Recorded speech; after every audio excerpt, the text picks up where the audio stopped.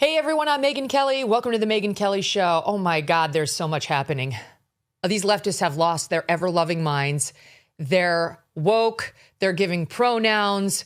They're talking about how this cop should have discerned that the tires were turned a certain way and therefore the car wasn't going to actually run over him even though it had hit him in Minneapolis. I mean, truly, it's insane and it's spreading, and we have so many examples of leftist madness now in response to ICE and in Portland, Customs and Border Patrol. All we can do is flood the field, in my view, with more officers and really make clear to these people that they have no right to interfere with federal law enforcement trying to clean out their neighborhoods of murderers and child molesters. Get out of the way. Thank God we have this administration in power right now. Trump has been openly on the side of the officer under fire in Minneapolis. And J.D. Vance, like underdog, comes out to just boom, boom, boom, take on the media at the White House press briefing room. And it was a breath of fresh air and a thing of beauty. Now, of course, you're getting he's even worse than Trump from the dispatch people like Tim Miller. He's worse. He's horrible. They're getting ready because they've seen the polls showing that J.D. Vance is, I think, at 53% right now amongst Republicans on who's the most likely to be the Republican nominee in 28. No one's even close. So, of course, it's never too early to lay the seeds of he's even worse. He's more of a fascist. He's Hitler on steroids. And then we will get to a shocking, disgusting video out of California involving a man pretending to be a woman in a woman's bathroom jerking off. You can see it in the shadow down below that this wonderful woman decided she would record to prove what was going on in there. And then the confrontation happens afterward with the gym employees, the young woman who recorded it, the tranny in the stall, and the woman's boyfriend, who is a hero. I'm sorry, but this is what we've been saying would happen all along. They're not in there because they're gender confused. They're in there acting out a sexual fantasy, which comes from their autogynephilia, where they get off in dressing like women and then parading around in front of women, which is exactly what Leah Thomas was, in my well-informed opinion. And the women are supposed to be a part of their sexual fantasies. The video is infuriating. It is R-rated. You don't actually see a body part, but you see the shadow. We will show you an appropriate amount so you can make up your own mind and then move on from the video, but we'll show you the confrontation after. In just a bit. There's a lot to get to. In just a bit, we'll be joined by Spot On host Link Lauren, but we're going to start today with fire Jesse Kelly. He's fire. Host of the Jesse Kelly Show on the Megyn Kelly channel now, Sirius XM 111. He's part of our MK channel lineup, which I'm totally honored to say. And he's host of I'm Right. And you can find him on YouTube as well at Jesse Kelly DC. Don't miss a moment. Subscribe to this show on YouTube and follow me on Insta, Facebook, and X. If your credit card balance is freaking you out after all the holiday spending, right? I have something that can save you money right now. You could cut your cell phone bill in half by switching to Pure Talk's Saver Plan. Just $20 a month for unlimited talk, text, and 3 gigs of high-speed data on Pure Talk's superfast nationwide 5G network. And as a veteran-led company that cares about giving back to those who serve, if you are active or former military or a first responder, you're going to save an additional 20% every single month. That's awesome. The easiest way to free up cash flow is to reduce your monthly recurring bills. Start by cutting overpriced wireless and consider switching to Pure Talk. Go to puretalk.com/Kelly and make the switch today in as little as 10 minutes. Again, talk, text, and data for just $20 a month. That's puretalk.com/Kelly, and you will save an additional 50% off your first month. Pure Talk, America's wireless company. Jesse, so good to have you here. You of all people need to be here today. The leftist madness is a bit much. There's so many places I could start, but I'm going to start on this video, which I found so infuriating. Deb, did you say this is from Portland? This one, the top with SOT 11? It's from Oregon. We don't know if it's Portland, but obviously there's chaos in Portland from these anti-ICE protesters. This is a video for the listening audience of a leftist woman in her SUV trying to box in an ICE agent who's trying to pull out of his parking spot to go chase bad guys. And she and her band of leftists make it as difficult as they humanly possibly can for this guy to go do his job. And she narrates it. Watch this, SOT 11.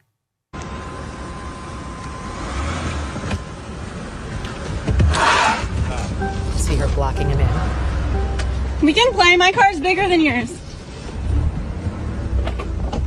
We can play.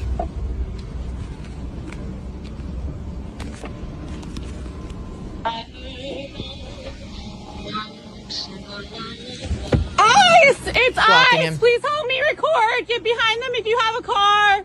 If you have a car, please pull behind them. It's ICE. Can you pull behind them? It's ICE. They're trying to kidnap people. Please pull behind them. Please pull behind them and park. Please. And somebody does it. Please park behind them. Can you put your car behind them, please? It's ICE. Put your car there. They're going to move. Hurry, please. Hurry. Park your car sideways, please. The ICE agent's trying to get out. He's backing up, doing little three-point turns, trying to curve out of this. He gets out, but gets blocked again. She speeds up behind him to block the rear of his truck. Dumb bitches, you're not going anywhere. We have them blocked in, but we need more cars. Look at these losers. 2, 3, 2 of them in the car. Unfortunately, we don't get to see the end of it, Jesse, which I seriously hope involves some pepper spray and some handcuffs. But this is what they're doing to our ICE agents who have families, who are out there literally arresting child molesters and taking them off the streets. And this woman's calling them dumb bitches and mocking them and taunting them and encouraging her fellow leftists to prevent them from arresting the bad guys in her community. What do you make of what's happening right now?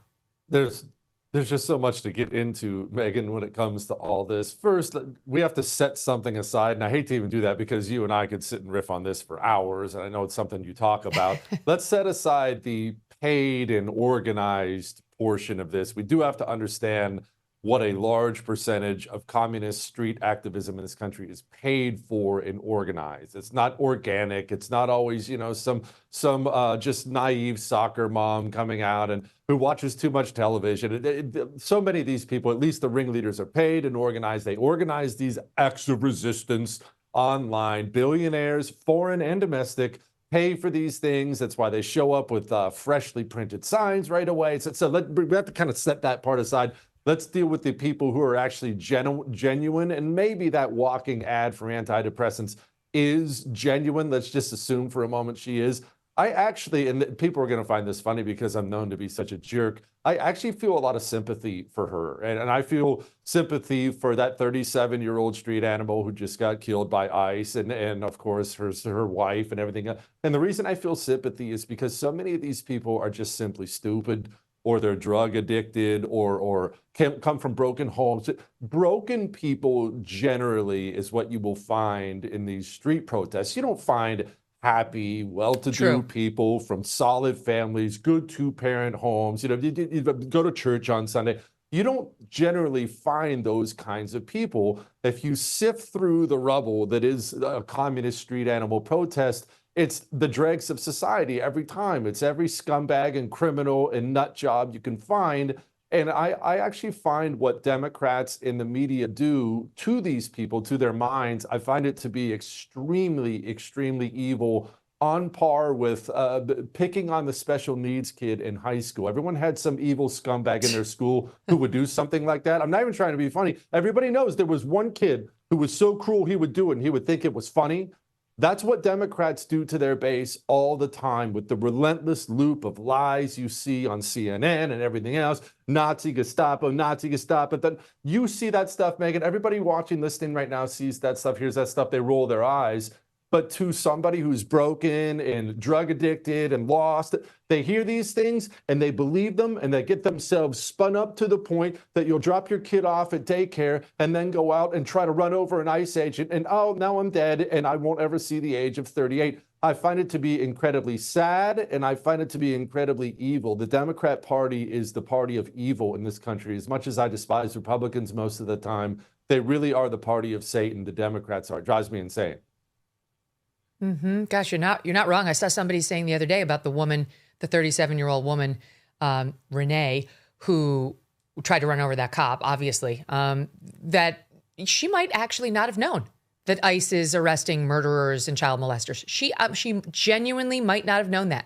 She might have thought that they were there as some sort of militia meant to just arrest American citizens and deport them. Because if you get your news from NPR, for example, or MSNOW, that's probably how you'd walk away looking at this. I mean, just today, there's an example of the New York Times headline and the Washington Post headline on this case, you know, of this woman being shot to death, this 37-year-old.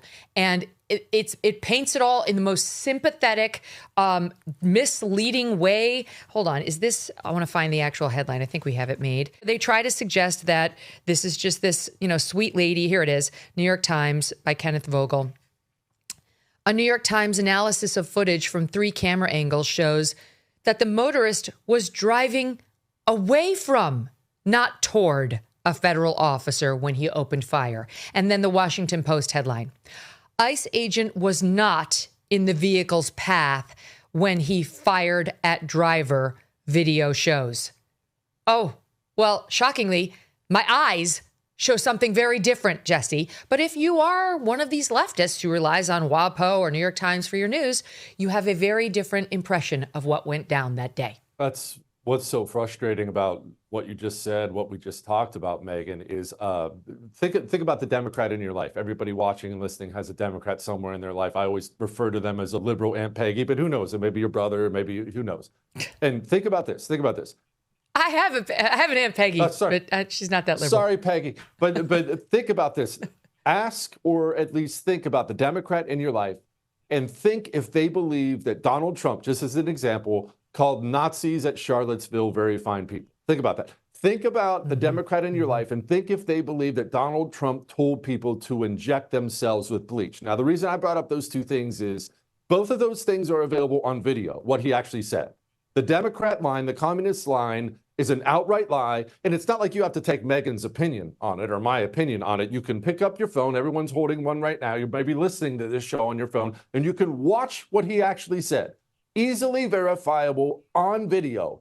And yet the vast majority of Democrats in this country, because they live in a world of make-believe that is constructed for them by the communist elites in this country, they believe something that is an outright verifiable lie, not subject to opinion whatsoever. We are dealing with people who are, by all accounts, insane. And I'm not saying that to just be insulting, although I'm totally fine to insult these animals. I'm saying that because we have to understand what we're dealing with. If I covered myself with peanut butter... Can't be reasoned with. Yeah, they can't. If I got naked and covered myself with peanut butter and attached wings to my back and went up to the ceiling of this roof here and tried to jump off, you would call me crazy because I believe I can fly, and I cannot fly. It's verifiable I can't fly, but I believe all the way I can fly. You would look at me and you would say, this person is insane. He probably can't be reasoned with. He needs professional help. I need to keep my distance, whatever. But you would not say, I just need to have a conversation with him. Well, that has become our political discourse in this country because the people on the left reside in a world of complete lies that is reinforced day after day after day by Democrats and the communists in the media. And we're at a place where just normal people, you don't have to be some hardcore right-winger like me, normal people are frustrated because you talk to these people and it's like you're talking to a rabid Wolverine or something like that. They're not even human beings anymore, and their eyes are bugged out. I don't know how we deal with it, Megyn, but we have to understand that's what we're dealing with.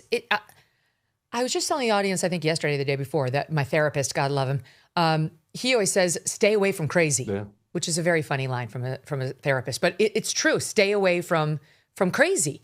And like the problem for these ICE officers is they have no choice but to get right up in the face of crazy. You know, these officers didn't want to have to deal with this woman who ran over, they tried to, this officer, and did hit him, notwithstanding what you read in the Washington Post and the New York Times. They didn't want to deal with her, but she came into this area. She parked her car perpendicular to the oncoming traffic of the road.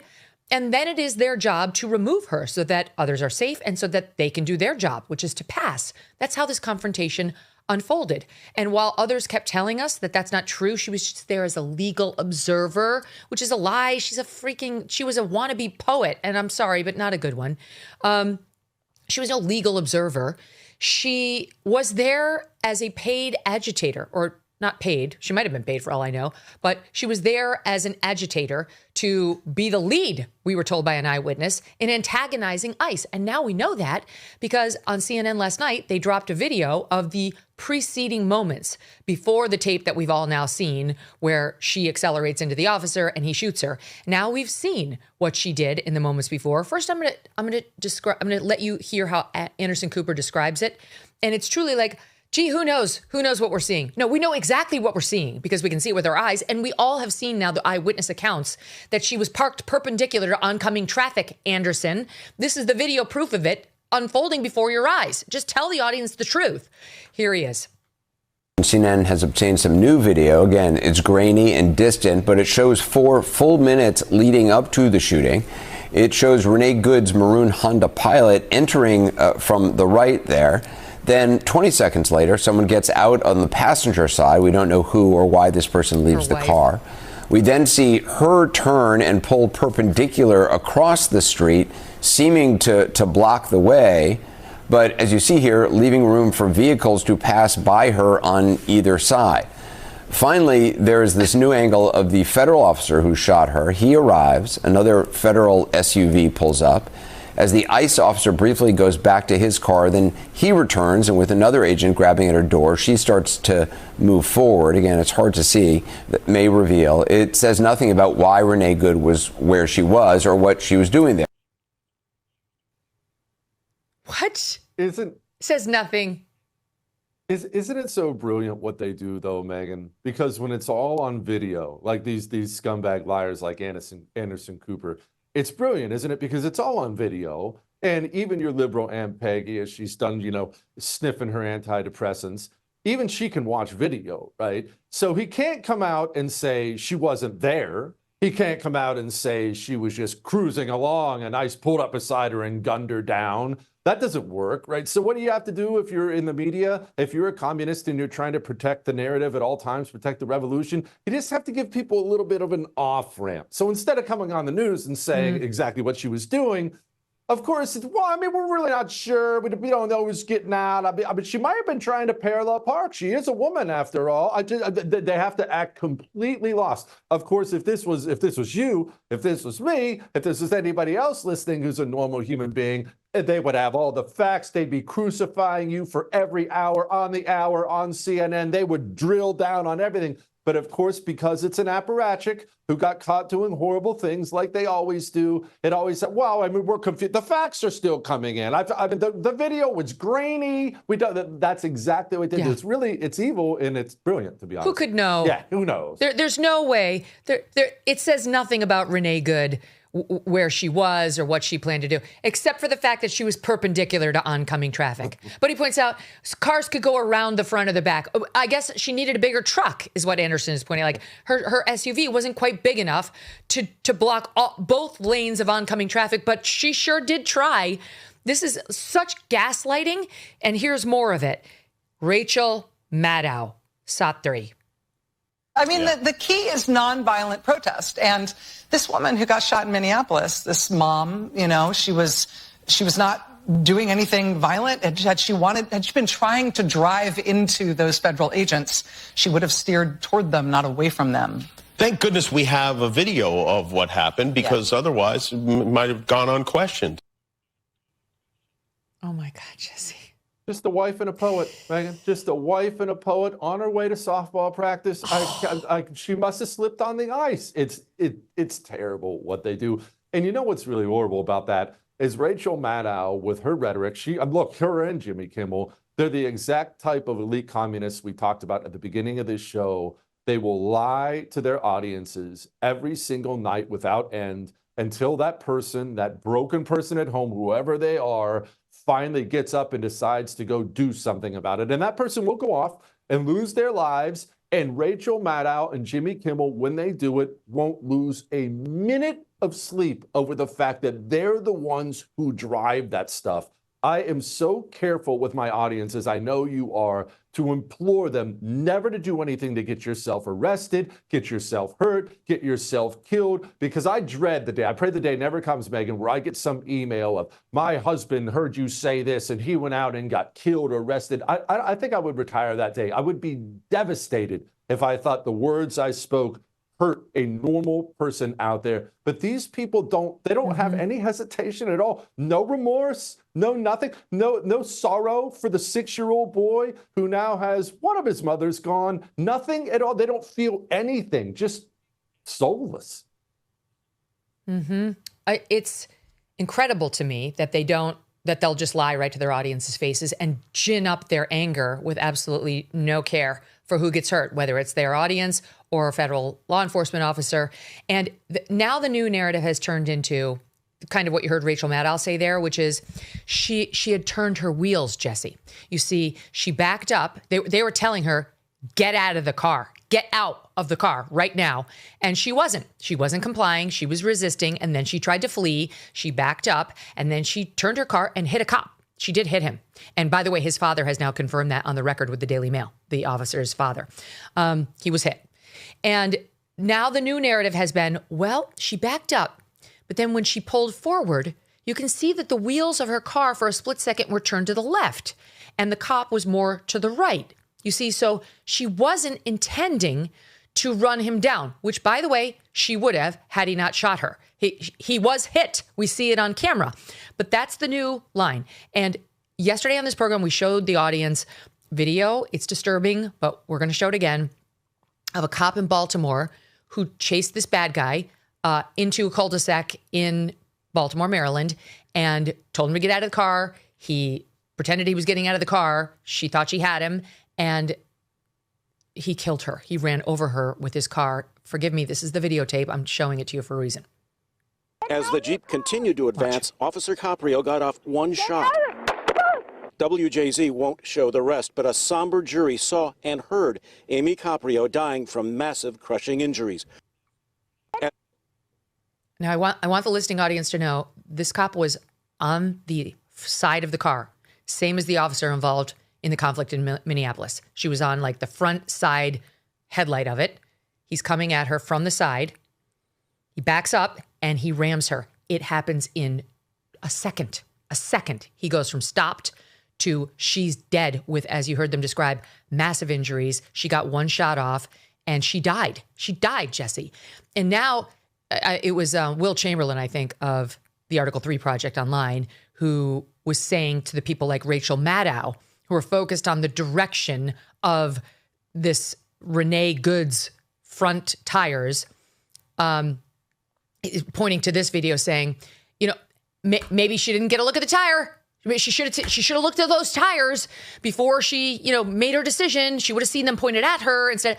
Like the absurdity of these leftists. Fucking Rachel Maddow, who makes $30 million a year for doing 1 hour a week in her multi-million-dollar mansions that we've shown because she puts them on the air. She wants us to see what a luxurious life she lives, is going to sit there and second guess this ICE officer who lives, we now know, on the outskirts of Minneapolis in a working class neighborhood. He's married. He's got kids of his own. He's working as a cop, Jesse. He doesn't make $30 million a year for 1 damn hour. And she's going to mislead them about he should have seen the way the tires were in between her backing up to ram him and hitting him. Yeah, that's what they do. I mean, it's a vehicle. It's the people say, well, she didn't have a weapon. She had the deadliest weapon of any of them She had a deadlier weapon than anybody in law enforcement had there. She had a 4,000-pound car. As you mentioned, it happens in an instant. And everybody with even the slightest bit of legal knowledge or law enforcement knowledge knows that you cannot take chances when it's a car. This is exactly why cops will oftentimes do seemingly very dangerous things to get one of these speeding cars trying to get away from the cops off the road. They're not doing that because they watched Dukes of Hazzard too much when they were kids. They're doing that because that 4,000-pound car coming down the highway can kill anybody, lots of people, in an instant. I know maybe they didn't educate their communist street animals that that's a deadly weapon because they want them to go out and do terrible things, but it is a deadly weapon. And when you're told to stop, stop. And when you're told to get out, get out. And you don't get to hide behind, I was panicking, I turned my tires a different way. If you don't comply, you are going to die. That is how it works. That's how it's always worked. And for the safety of everybody, including the civilians, that's how it has to work in a society. But of course, the Rachel Maddows know that. Stephen Colbert disagrees with you entirely. This is how he would spin the message you just offered. Listen here. So the message from this administration is clear. Only they determine the truth. And when their forces come to your city, obey or die. And if you die, you clearly didn't obey. Okay. Except it's a little out of context. It's all on camera. This is, you know what's, there's something that's funny. I mean, I guess it's not funny, but it is in a way funny to me is how many years, Megyn, did you hear the left talk about, well, we want everything recorded. We want body cameras. We want this. This was a big activism thing on the left. Because of course, once the cameras come out, once everyone gets a cell phone camera and everyone has a body camera, then of course that's going to prove that these cops are a bunch of violent nutballs and racist. Of course, we always have to throw in racist. Very, very racist. They do a lot of very racist things. And since we've had everyone with a cell phone camera and body cameras, what we've discovered is no, actually we have a bunch of very violent, horrible people in this country who do horrible things. And cops are now routinely put in an impossible situation. And in a blue hellhole like Minneapolis, thank God this guy was a federal officer doing federal things, because you and I both know in a place like Minnesota, he would be spending most of the rest of his life in prison, just like Derek Chauvin is, no matter what he did. Oh, they would Derek Chauvin him in 60 seconds. Yes, 100%. So the recklessness of these people, right? Like this, they truly are painting this Renee Good like she was a saint. I listened to NPR Up First this morning. Normally I cut sots and I play the audience what this crazy leftist podcast does just because it's entertaining and it's an example of the left. I couldn't even do it.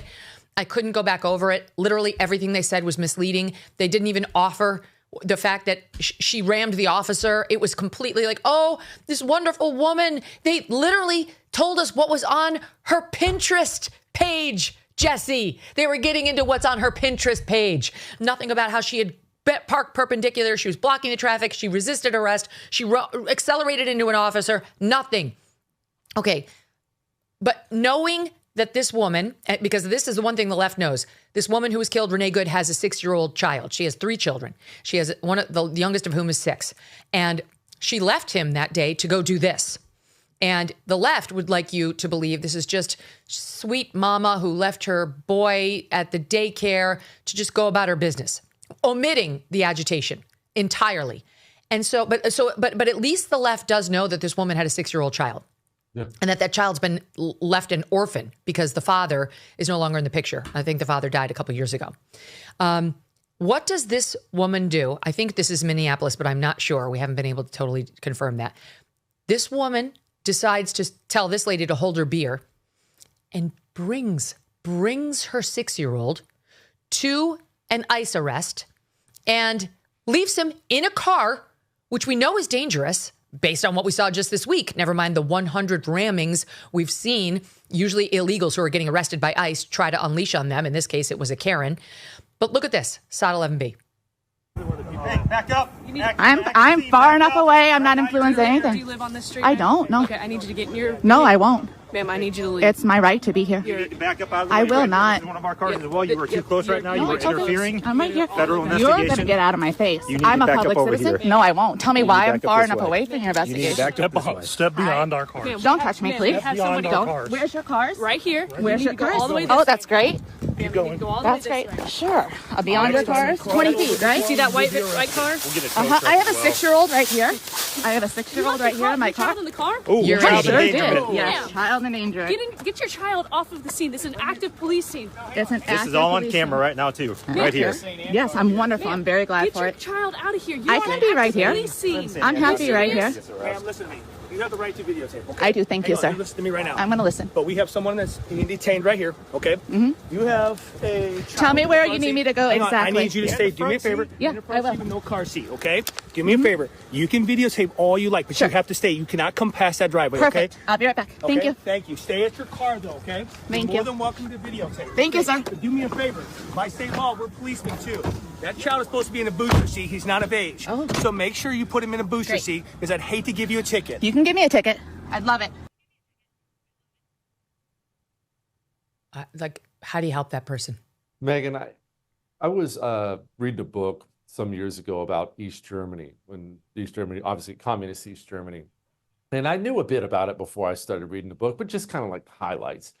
One of the things that blew me away about East Germany, and it turns out this same thing took place in the Soviet Union and China and everywhere else, was that husbands would turn in their wives routinely. Wives would turn in their husbands. Children would turn in their parents. Parents would turn in their children. Moms would walk into the Stasi. Hey, I heard my daughter, she's criticizing the government. It's just I thought you guys should know about it. Stasi shows up, takes the daughter away in the middle of the night. And I remember thinking, because, I mean, my boys, I have 2 sons.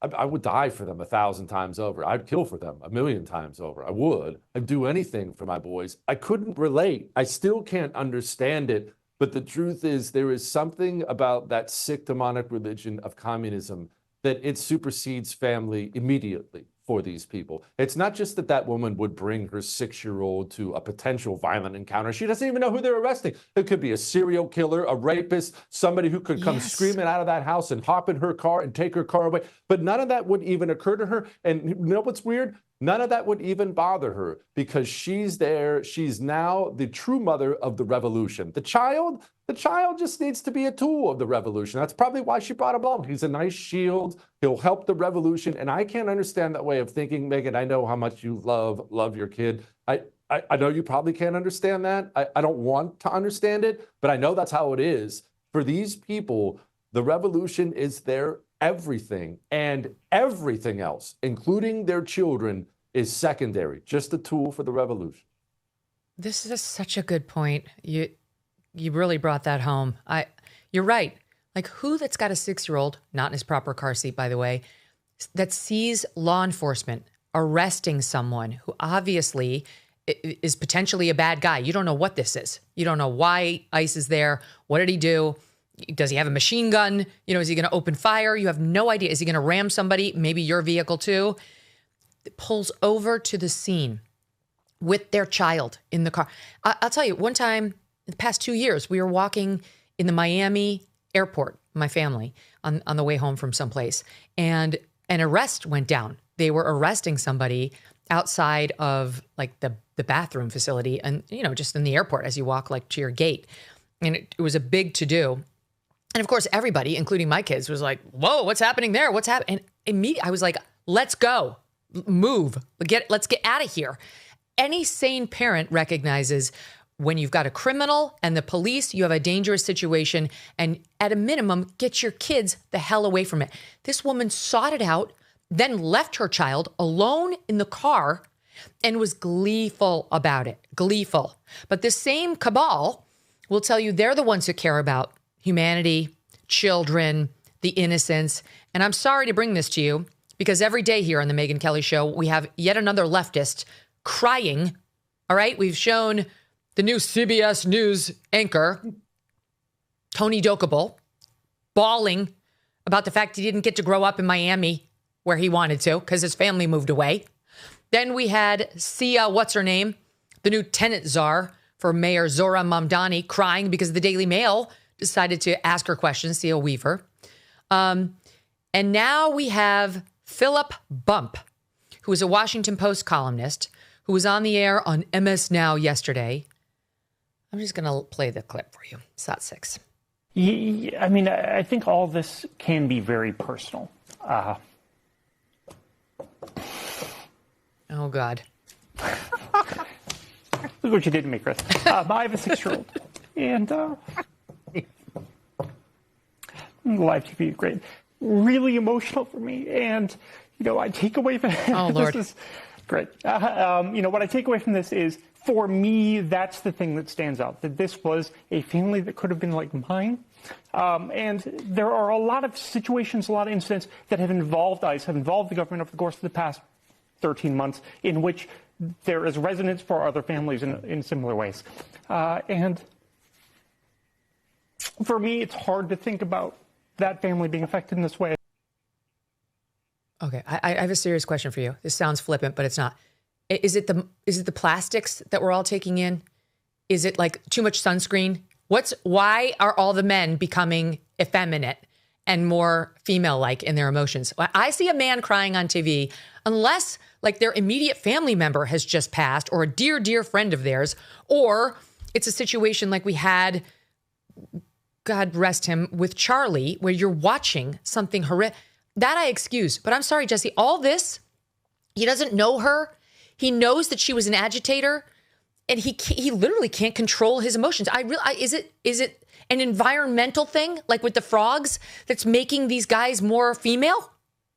I know that we've lost 50% of our testosterone in 50 years, and that they say, according to studies, that we're losing 1% a year. From what I understand, and there's a million different things on this, the main culprit, believe it or not, is the estrogen, the elevated amounts of estrogen that's in women's birth control that is somehow making its way into the water. Somehow they're not treating it out of the water supply. What, you don't have it? No, my husband Doug doesn't have it. Like, why are you guys still men? That's because I don't drink water, Megan. I stick with whiskey, and so I'm going to be just fine in the end. But no, look, I don't know whether it's the water supply. I don't know exactly what. Maybe Philip is actually on birth control, given how the left thinks about things these days. He could be worried about getting pregnant. This is how these people think. I have no earthly idea. What I do know is that as a man, to work up some crocodile tears on television, even if it's fake, and it probably was fake, even if it's fake, is so inherently embarrassing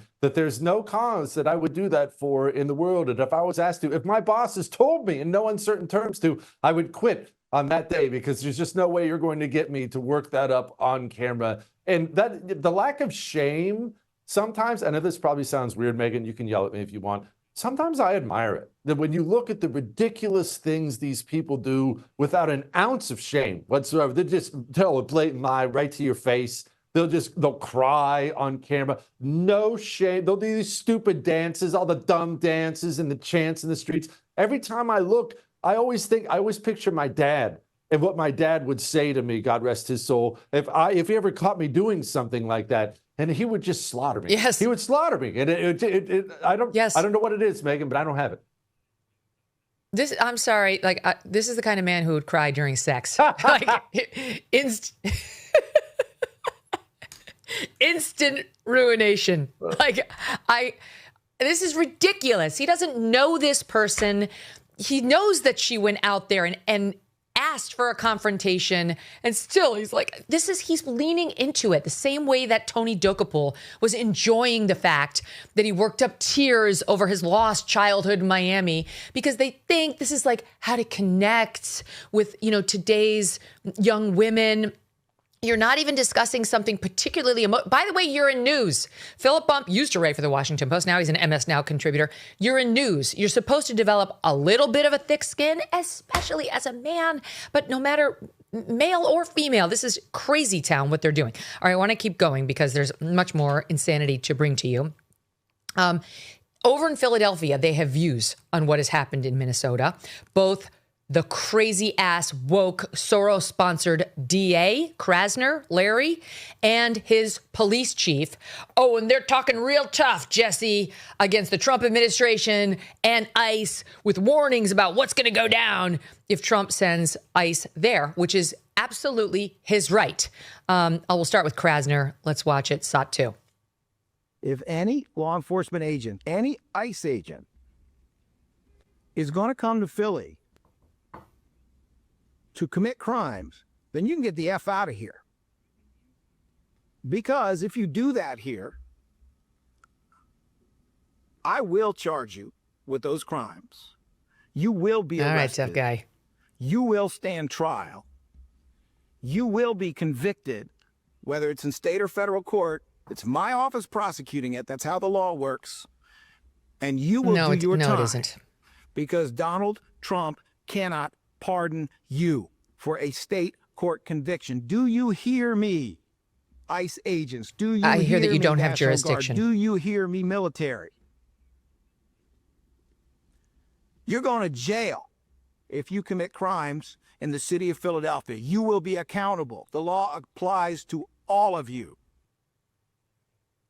Okay. Good luck with that. I've got to show you the police chief and then get your reaction. Her name is Rochelle Bilal, and she's the Philadelphia sheriff. I'm Rochelle Bilal, the sheriff for the city and county of Philadelphia. And I say her name, Renee Good. Oh, Lord. Renee Good. Renee Good. This should not have happened, but we're here today. Let know that law enforcement professionals, real ones, not the fake made up ICE, probably Trump's new army to attack citizens of the United States. Did you hear what I said? No law enforcement professional wears a mask. None. None. Those that come into our communities wearing a mask to commit crime, thank God for our district attorney, Larry Kraftner, who say he's going to lock them up. And I'm saying now, we are not going to whisk you away for them to hide your identity, because when you do it there, you're getting arrested there. Law enforcement professionals do not shoot at moving vehicles. I'm not saying fleeing, because she wasn't fleeing. She was getting out of the way. Law enforcement professionals do not stand in front of moving vehicles invoking an action that is illegal. No, we don't. Tell it to the officer in Baltimore, Maryland. Not too far from Philadelphia, really, on the train route. Tell it to her. We do not stand in front of a vehicle, and we do not fire at a moving vehicle, no matter whether it's about to run you over and take their parent from their child. Couple things, Megyn, and both of these things are completely somber. And I'm sorry, I don't mean to sound like I'm blackpilling. I swear I'm not. But first of all, with all the DEI madness that's been going on in this country for a solid decade now, if not 2 decades, it's been common for most people. I know I've done this a lot, to think that, yeah, there's a lot of that. Yeah, they're just hiring this person because she's gay, because she's black or a woman, or Lord willing, you get the trifecta and you get all 3, and you're just trying to hire this and that. And we always think that, well, okay, they're going to hire someone for the mailroom, maybe a street cop, sure, an assistant manager somewhere. We've convinced ourselves that this stuff will at least be held at a manageable level. Surely this stuff won't rise to the highest, most important levels of society, but that's simply not how it worked at all. The truth is, at the head of police departments and sheriff's departments and corporations and government agencies and all kinds of things, we have the most low IQ loser scumbags now running critical institutions in this country, and it's frightening when you think about how high this stuff goes. That's 1. 2, I know you're much more of a student of history than probably I am, Megyn. I certainly know your wonderful husband, Doug, is, but I have not been able to find a historical example of where we are now as a country. And where we are now as a country is we have hostile foreign city-states inside of our border. And I'm not sure how a country deals with that, any country, because I've never seen an example of it. Maybe the best example would be some city in the Roman Empire, or or the Persians, or some city that rebelled inside of its border. Maybe that's the best example I can find historically. Only it's all over the United States of America: New York City, LA, Minneapolis, Chicago, over and over and over, Seattle, Portland. You can go down the line. Some of our biggest, most important cities, it's not just that they're a little left, right? It's not just that they see things differently. That's always been the case. They are openly hostile, and the leadership of those cities has declared that the deportation force of the United States of America is illegal, subject to arrest, and that they will send their law enforcement out to fight them. That is civil war-ish? Yes. I hate to even use the term. Tim Walz threatened to do that. He threatened to do that just the other night. He said if ICE keeps this up, he's going to send the National Guard out to fight ICE. Good luck with that. You're so right. And on your first point about like the DEI hires and you're kind of banking on maybe traffic cop at the best. No, that's not what's happening. This is the police commissioner for Minneapolis, for Hennepin County, Minnesota, where this thing went down. Her name is Irene Fernando. You don't have to listen to much. It happened this morning to figure out what's going on with this lady. Watch. I'm Hennepin County Commissioner Irene Fernando, but you can call me Commish. I use she, her pronouns, and I'm a very, very proud child of immigrants. I'm the youngest woman to ever serve on the Hennepin County Board. I'm the first Filipino American elected in the state. And I'm Hennepin's first board chair of color in our 100 history. Oh my God. United States due process means that justice is pursued through legal action, credible investigation, and courts, not through guns, murder, and violence on our streets. Jesse. Everything. It's every box. It's at the highest levels, Megyn, and that's what's scary. And you know what? It's even more frightening when you talk about it like this. It's in law schools, as you well know. It's in medical schools. Everyone's seen the video, or at least if you haven't, I highly recommend you go look it up. At Columbia during medical school graduation. We're talking elite level. This Columbia, the kids are reading some communist apparatchik about how I am going to, when I do medicine, I'm going to take into account the historically disadvantaged. I mean, the biggest bunch of commie gobbledygook you've ever heard in your life. We lied to ourselves that this stuff is so insane and would be so damaging that, yes, they'll let the animals have some fun with this rule or that rule, but surely they'll never rise up into the most critical positions. But that's just not true. And again, in blue areas, in blue states, and most definitely blue cities, they control everything. As you know, Megyn, they are the judges, they are the DAs, they're the cops, at least the top cops. The street cops may be okay, but they're completely handcuffed, pardon the pun on that. They're the mayors, they run the city parks department. How do you deal with hostile communist foreign city states inside your border? I don't know, but I know we have to. We can't go on like this. No, you have to do what Trump is doing. You have to, and you have to double down. You have to send more troops when they behave like this. I just can't imagine being in her position, which you're supposed to be kind of a badass person, right? You're a police commissioner, and like talking about myself like that. Like I'm a woman. I'm now over 40, so I'm, AARP eligible. I'm Irish, so I come from a people who were oppressed when they first immigrated to the United States. There's some Polish in my background. We were invaded by the Nazis. I have one breast that's slightly larger than the other. How much are we going to learn about you, madam?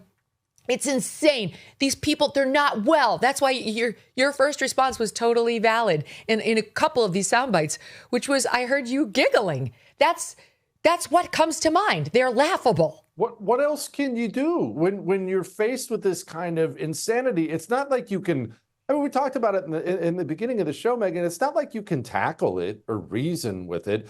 Any human being who introduces themselves with their pronouns and then, as you just mentioned, goes down the list of their never end. Here are my victim accomplishments before I go through this. There's no talking to that person. We've always wanted to believe, those of us, at least me on the right, we've always wanted to believe, because we believe in the goodness of our fellow man and the sanctity of every individual, that maybe our political opponents, okay, they're a little lost. All right, they're a little naive. They just don't understand. If I could just have a pizza and a beer, give me a couple hours, I'll show them I've got facts. I've got facts here on this paper. I'll show them some facts. I'll show them some video, and they'll come around. That's not true. They're insane. They're just insane. No. It's a no. I would love for that woman to meet you and say those pronouns and you say, I'm Jesse Kelly, he, him, white, straight. It's awesome. Okay, stand by. We have got more with Jesse on the back end of this break. Don't go away. I've been talking a lot about Riverbend Ranch because I love their steaks. They have some spectacular beef bundles that are wonderful gifts to friends and family. Their prime rib roast and other bundles are only available while supplies last, and they are going fast. For the last 35 years, Riverbend Ranch has been creating an elite Angus herd by using ultrasound technology to identify genetically superior cattle with a focus on flavor and tenderness. They only use the top 1 or 2% of the entire Angus population as their breeding stock, producing beef that has much more flavor and tenderness than your average Angus beef. All Riverbend Ranch cattle are born and raised in the USA, and the beef is processed right at the ranch in their award-winning USDA-inspected processing facility. You avoid the costly middlemen because the beef is sent directly from Riverbend Ranch to your home. Order from riverbendranch.com and use the promo code Megyn for $20 off your first order. Let me know what you think. That's riverbendranch.com, promo code Megyn. All right, so here's where we're going. My team, because they love to torture me, heard our discussion about NPR's Up First this morning and went back and cut the bit about Renee Good's Pinterest. Would you listen to this? Well, a reporter from the Minnesota Star-Tribune spoke with Good's mother. She described her as the kindest person she's ever known, said she was not involved in any kind of anti-government activity. Good was the mother of 3 kids. The youngest is about 6 years old. We know she had a home repair business with her wife in Kansas City. We also found what appears to be her Pinterest page. And, you know, that page, to put it simply, is filled with the things of a normal human life. Ideas for recipes and haircuts, plans for a garden, and tips on parenting, like how to soothe a child's anxiety and fun things to do with them in the summer. Jesse, that's it. That's it. And listen. The New York Post has an explosive report out today that talks about how this woman Good was an anti-ICE warrior who was part of a group of activists who worked to document and resist the ISIS crackdown in Minnesota. She moved to the city last year. She linked up with the anti-ICE activists through her 6-year-old son's woke charter school, which boasts that it puts social justice first and involves kids in political and social activism. She was a warrior. She died doing what was right. A mother named Lisa, whose child attends the same school, told the Post. They say that she was trained against ICE agents, what to do, what not to do. It's a very thorough training, says Lisa. Is it to listen to commands, know your rights, whistle when you see the ICE agents, and so on? She was doing everything right. Not last but not least, these Goods, Renee and her wife, had no love lost for President Trump, leaving their Kansas City, Missouri neighborhood to move to Canada after the 2024 election with plans to leave the country for good. They lived there for a few months before settling into Minneapolis, said a former neighbor. So this woman who's she's just about the recipes, Jess. That's it. She just loves her recipes. Was a freaking ICE-trained agitator. Can you imagine how disgusting her recipes must have been? There's no way that woman was a good cook. There's no way. That's one.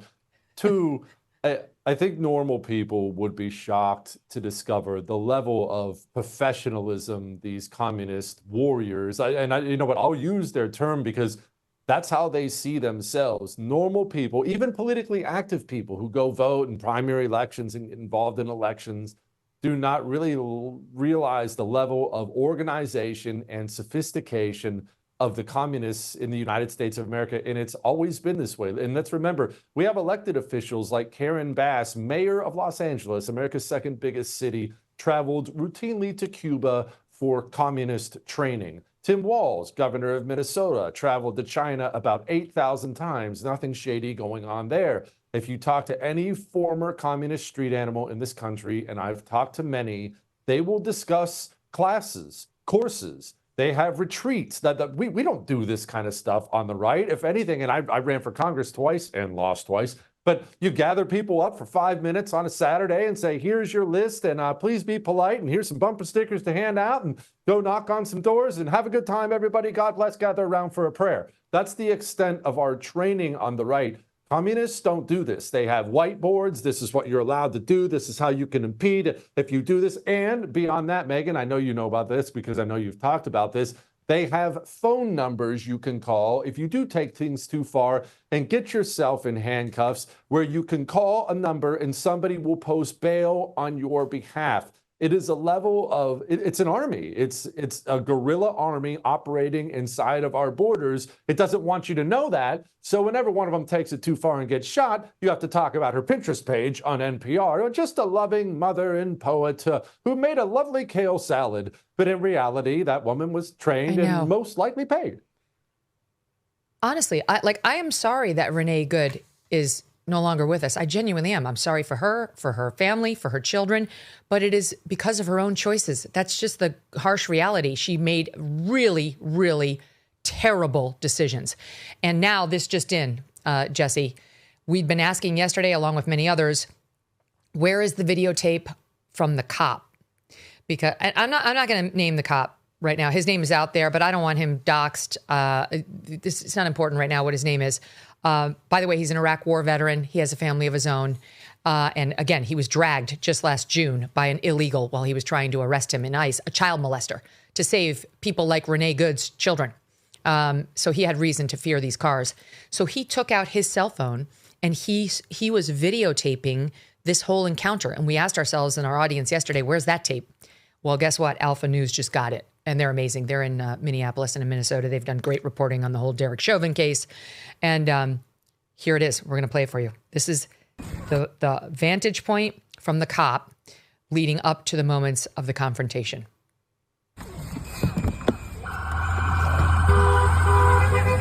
He's getting out of his car. You can see him approaching the maroon SUV. She's behind the wheel.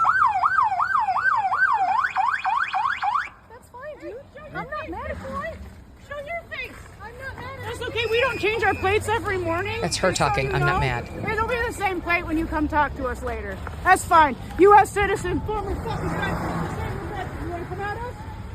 You want to come at us? I say go get yourself some lunch. This is the wife. Boy. Go ahead. Out of the car. Get out of the fucking car. Get out of the car. She's getting in. Whoa!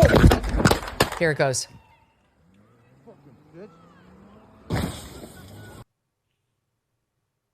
Let's re-rack that. Let's re-rack the very last part and we'll play it again. But Jesse, what we see there is her wife antagonizing ICE. This was obviously part of an op. She's filming them. She's trying to upset them. And I didn't realize the wife was trying to get into the car at the time Renee Good steps on the accelerator and hits the cop. Let's watch it again. Be the same plate when you come talk to us later. That's fine. U.S. citizen, former fucking veteran. You want to come at us? You want to come at us? I say go get yourself some lunch, big boy. Go ahead. Out of the car. Get out of the fucking car. Get out of the car. Whoa! I mean, you can hear the collision. You can hear her hit him. And by the way, Jesse, if you slow it down and you look at the screen grab of Renee Good's face, you can see she saw him. She's looking right at him. I mean, we have it here. You'd have to zoom in, but I did it on my phone.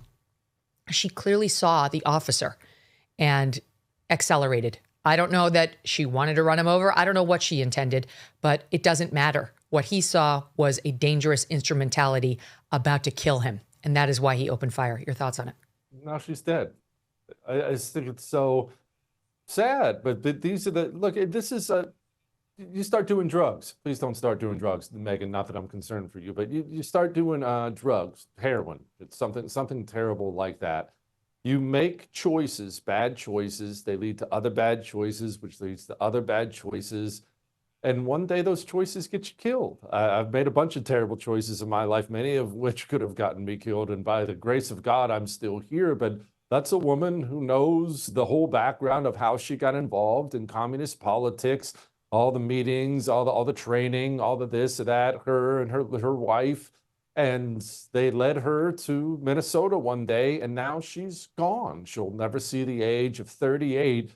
And the terrible tragedy, as we talked about in the first hour, is the communist leadership that encourages these people, organizes these people, pays these people, billionaires, people in the media, Democrat politicians. They won't They won't change their ways today, Megyn. There's no humanity Oh, in no. it for them. They're not sorry at all. They'll send a bunch of other poor idiot dregs out to die again today and tomorrow and the next day. They'll kill the whole world if it means money and power for themselves. Yeah, it's what was it, like 6 or 8 months ago? Remember they said more people need to die. We need to cause more chaos and more people need to die to get attention to our issues. Well, Renee Good was sacrificed in that battle. Here's a closer image of her face while driving the car into the officer. I mean, it's clear she's looking at the camera. She obviously saw him and put her foot on the gas and pressed. It doesn't matter what her motivation was. I don't care whether she was trying to run him over or trying to escape.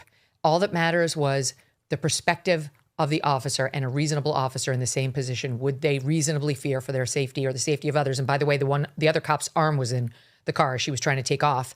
And the answer is obviously yes. All right, listen, I know you got a hard out coming, but I've got to ask you about this story. It happened in May, but it just made the news over the weekend because the video, for some reason, just caught on. It is in a Planet Fitness in California. And a woman named Grace Hudson, who goes to Planet Fitness, walked into the women's locker room. And what she says is she used the facilities. She walked out of the stall, I guess, to wash her hands. The shower inside the women's locker room stops and, quote, this dude comes out. Quote, literally, straight up dude, tall and masculine. He's naked and wrapped in a towel, she says. And the next thing she knows, he goes into one of the bathroom stalls. Forgive me, viewer warning here. You're not going to see any body parts, but you're going to see shadows of the body parts. And it's really clear what he was doing.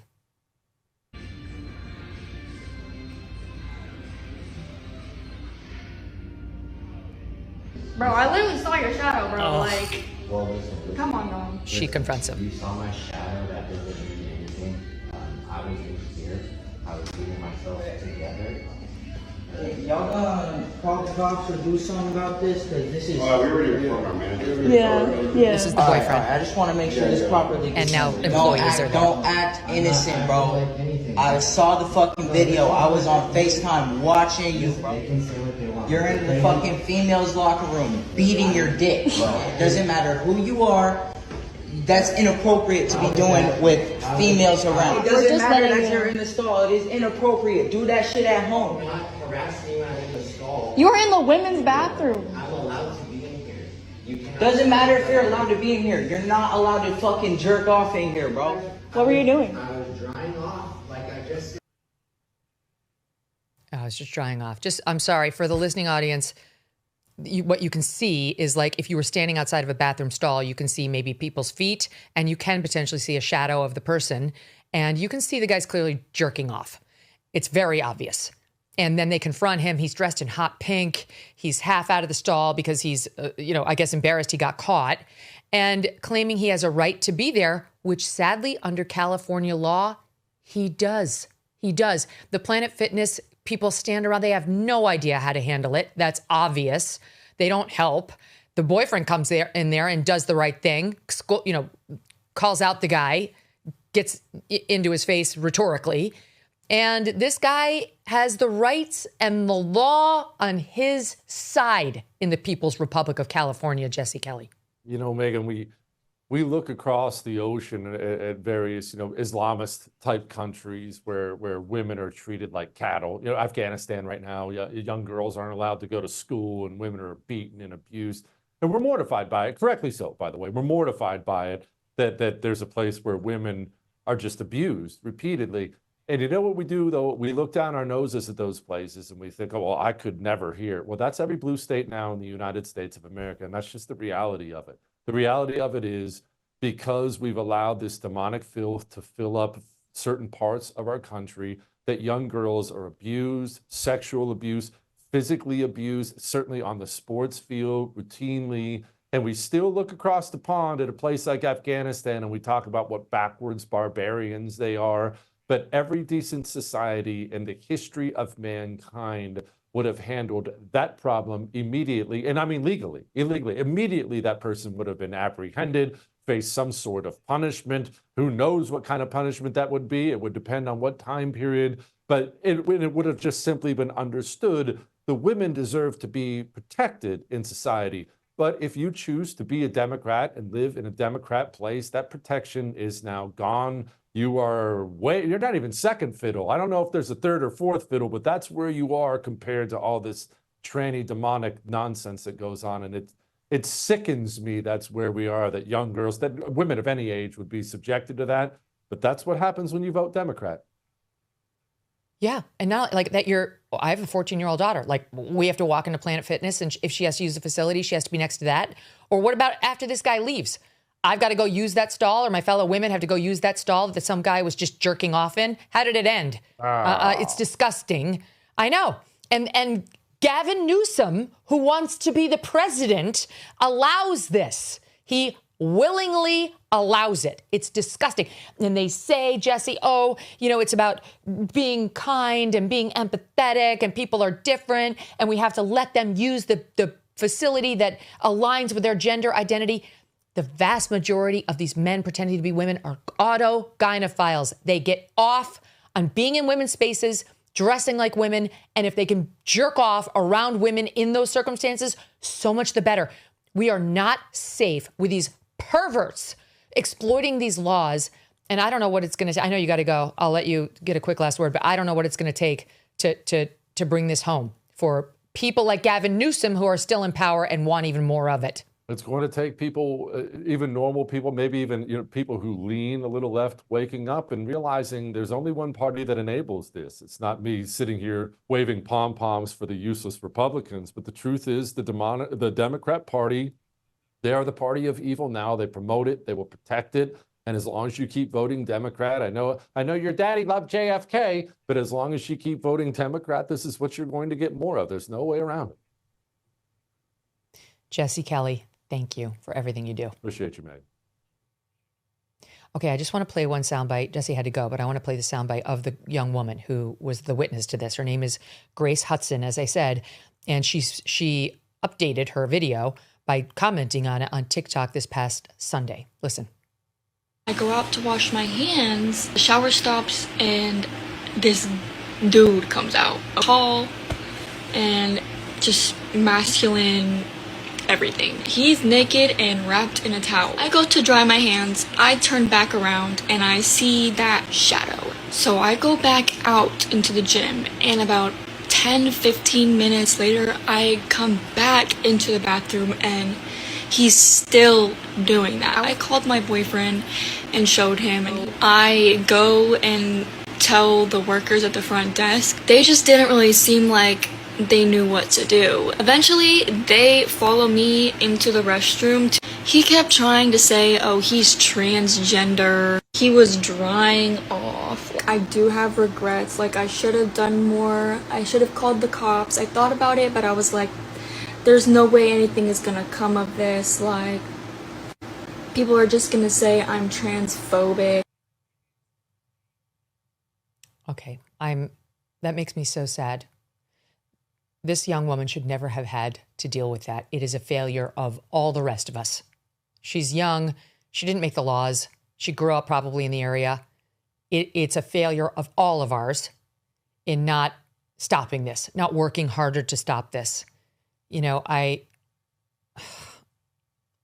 don't know what to say. I wish I had always been on the right side of this issue, like so many millions of Americans. I thought it was empathetic to be kind to, trans people, so-called trans people who I never advocated for their use of bathrooms and locker rooms, but I'm just saying, like, the empathy thing worked on me until I started to see it explode. And so it's my fault, and it's the fault of so many, but it's really the fault of the people who are still pushing it. There is no excuse for still pushing it in 2026 America. There is no excuse for Gavin Newsom and the lawmakers of California like Scott Weiner, the disgusting, foul, perverted, in my view, Scott Weiner, to allow this shit. Why does she have to deal with this when she goes in just to work out and use the facilities? Shame on you. Shame on you, Gavin Newsom. And I'm telling you right now, if this guy runs for president and there is a debate and somebody doesn't ask him about this, I will shame you daily. I will call my other big swinging podcast friends and make sure you get shamed by name for not asking him about this, about how he could allow this to happen to poor Grace Hudson. It's not her fault. She's feeling bad. She feels guilty that she didn't do more. Grace, there's nothing more you could do. The California law is against you. It allows this pervert to jerk off an inch away from you in the bathroom stall when you are just trying to get fit and better your life. It's disgusting. It's immoral. It's derelict. It's evil. There's been no response from Planet Fitness. Why not? Do you give two shits about your clients? Do you care at all? I wonder what Grace is paying a month, probably $70 for her membership. Do you care at all about the women there? I'm just curious, like, who goes in there and cleans up the mess that disgusting tranny fool made? Yeah? Like, do you think he's the kind who cleans up carefully after himself? Or do the women now need to sit on male semen when they try to use the stall? That's okay with you, Planet Fitness? Just checking, asking for our friend. And you might want to talk to your front desk staff. If you're going to impose these laws on Californians and then you, Planet Fitness, are just going to go along with them instead of creating some single-sex stall where they can go, you might want to give some thought to the front desk staff. You know, like maybe they need to come in there with their rubber gloves and their Clorox and their mops and their rags after every one of these so-called trans people uses our facilities, okay? Because none of us wants to sit on that bathroom stall. None of us wants to deal with that, okay? And unlike men, we actually do have to sit most of the time, and our legs burn, and it's tough, and sometimes you're dealing with feminine business that makes it even tougher to be standing, hovering for 5 minutes over the seat. So fucking clean up your act. Make it clean, make it safe. And honestly, if you can't stop this from happening, close up your doors and hang up your shingle. Get out. Get out of the health business, because that's not what this is.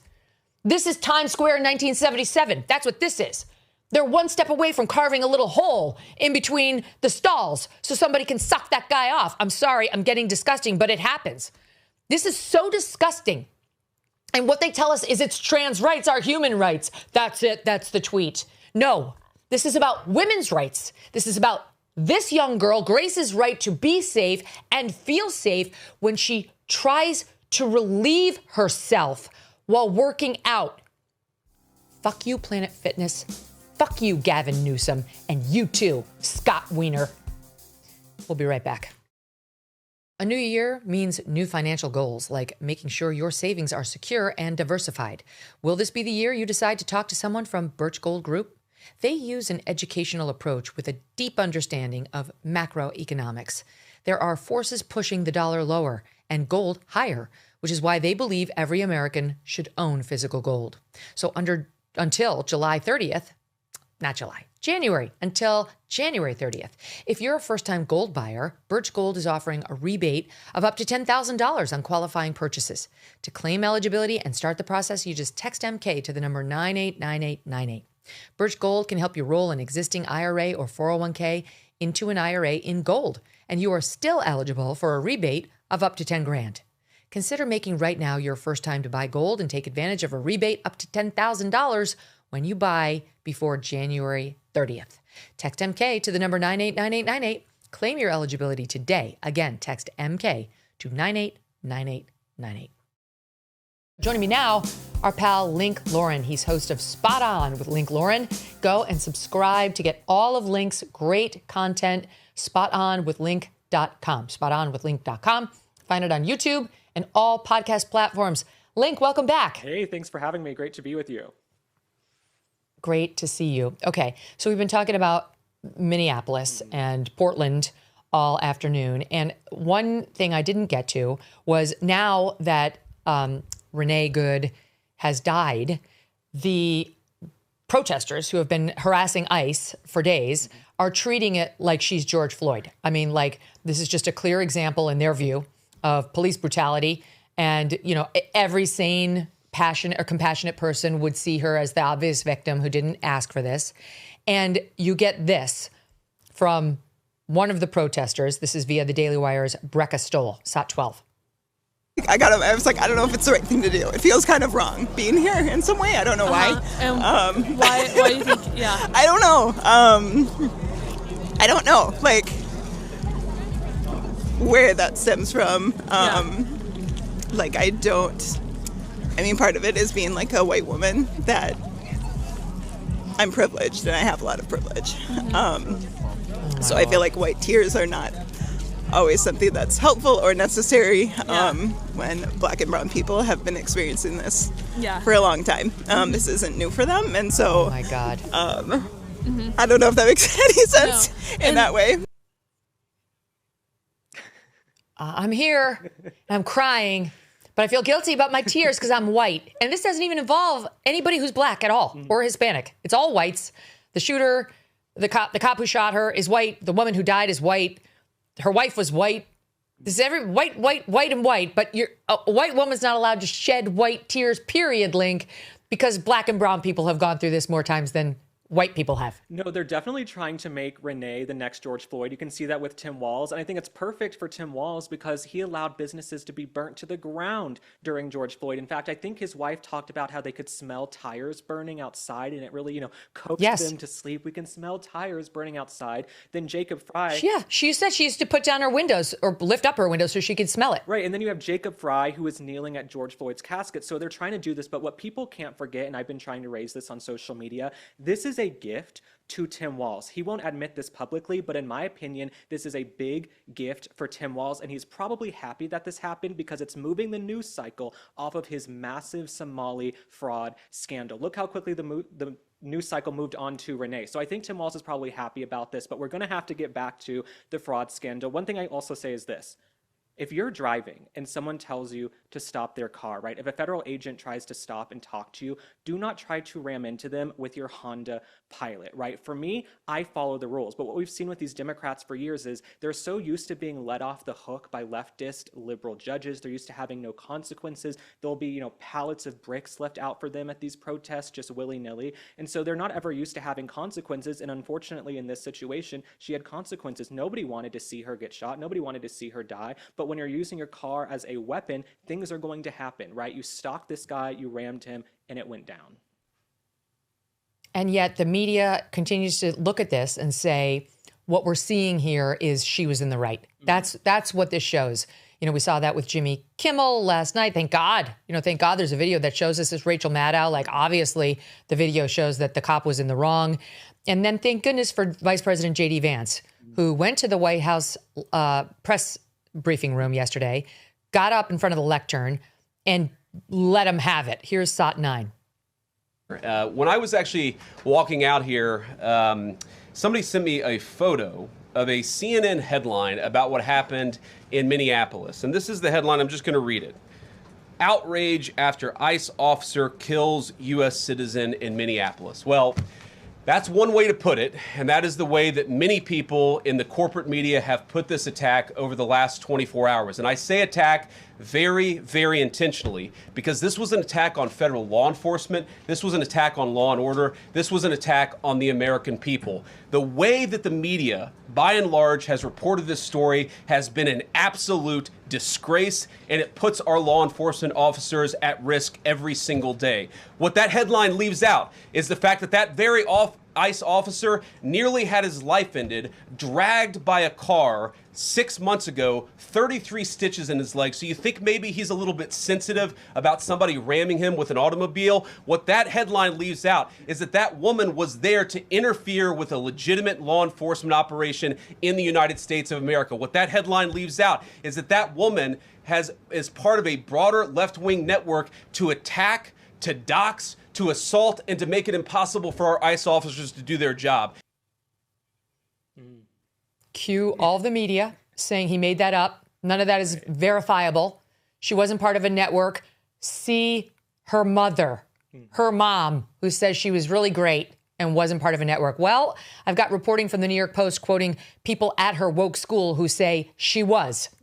What's so funny, watching that clip, what comes to mind for me is It's so nice having a president, a vice president, a secretary of state, an entire administration that can form coherent sentences, because for the last 4 years, could you imagine Kamala even getting up there to do a presser and take questions that aren't vetted? Could you imagine Joe Biden getting up to take questions? They would give him note cards with people's pictures and names and biographies and the questions written out for him. So when I saw JD Vance at the podium, we can talk about the content of what he said next, but I was just so happy to see a vice president who wasn't 3 sheets to the wind by 12 in the afternoon and could actually talk and form coherent sentences. So that was great. I'll also say this, stop vilifying and demonizing law enforcement, but this is the whole narrative on the left, right? They always have this victim mentality. They vilify men and women in uniform, vilify people who serve our country. You see that with Jimmy Kimmel. Maybe we can talk about him in a second, but it's this constant vilification of people who are out there enforcing laws. I'm sorry, Democrats. Let me break it to you how the country works. I haven't been on earth that long, but I can break it down for you.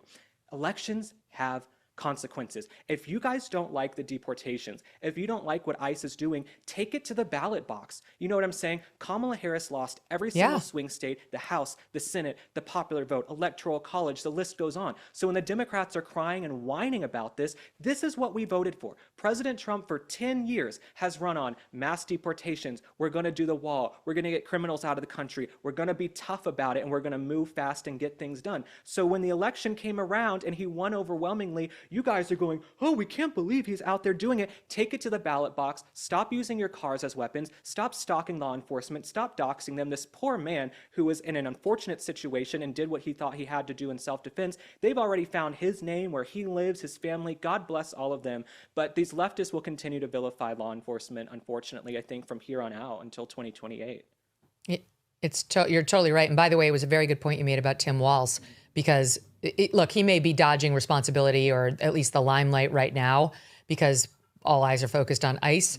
But this is coming back. This is definitely coming back. ICE did not back off one bit. Their officers are all still there investigating the fraud and arresting illegals. And just yesterday, we got an announcement from Secretary Bessent saying if you are on public assistance, you can no longer wire money out of the United States, which is clearly aimed directly at these Somalis in Minneapolis who, per reporting from City Journal and County Highway and others, have been wiring money overseas. In part, it is believed to fund the al-Shabaab terrorist network. And Secretary Bessent just put the kibosh on that. And Tim Walz is not going to escape responsibility for this. No, Tim Walz wants to obfuscate, hide the truth. He does not want to address this Somali scandal. And I'm almost thinking, I'm the least conspiratorial person you will ever find, Megyn. But when I look at the last election, right, Kamala Harris chose Tim Walz out of the blue. She needed Pennsylvania. She didn't choose the guy from Pennsylvania. She chose this clown, Mr. Jazz Hands from Minnesota. So she chooses him, right? And all of their vetting, you're telling me the DNC's vetting, Kamala Harris's vetting, PR, all of that, private investigators, you guys didn't know about any of this fraud, even though people in Minnesota said they've known about it for years. There have been rumors for years. And I can tell you, Megyn, I have friends all across the political spectrum, left, right, center, libertarian, whatever. This is bringing people together. I mean, I had a transgender classmate from NYU who lives in California text me paragraphs about how pissed she was about the Somali fraud scandal in Minnesota, because we work hard, we pay our taxes, we get up and work, we sit here and work and sell our masa chips every day and cowboy colostrum and work.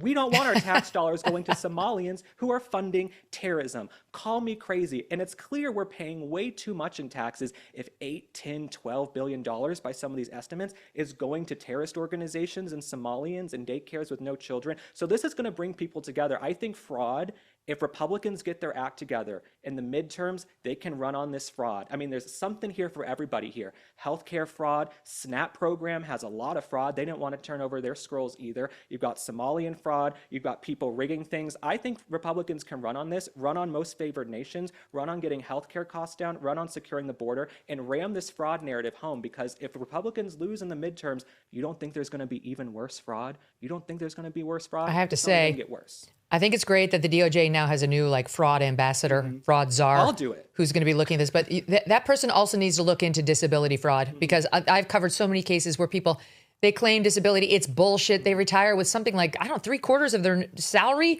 and it's all made up. Then you see them running a marathon. You see them doing a triathlon. It's ridiculous. And that's another fertile area to figure out who's defrauding us out of our hard-earned dollars. If anyone has flown Southwest in the comments, you have seen this first and foremost. They have 20 wheelchairs, and you know Southwest is first come, first serve. So it's like the Hunger Games. They've got 20 wheelchairs because people got to get on first and get those good seats. You get off in Miami, people strutting off the plane, sashaying off the plane. So we do need to look into all of this. It's so true. We have all seen that. One word on J.D. Vance, who was just stellar yesterday. Tim Miller of the Dispatch tweets out, J.D. Vance is the most appalling person in public life since segregation. This is a truly despicable performance. And then you've got John Favreau of the Pod Save guys. Can't believe I'm saying this, but I think he's worse than Trump. Certainly more despicable. 2 people. That's just 2, but there were plenty others calling him despicable. That's the word for J.D. Vance. He's despicable. He's even worse than Trump. Link.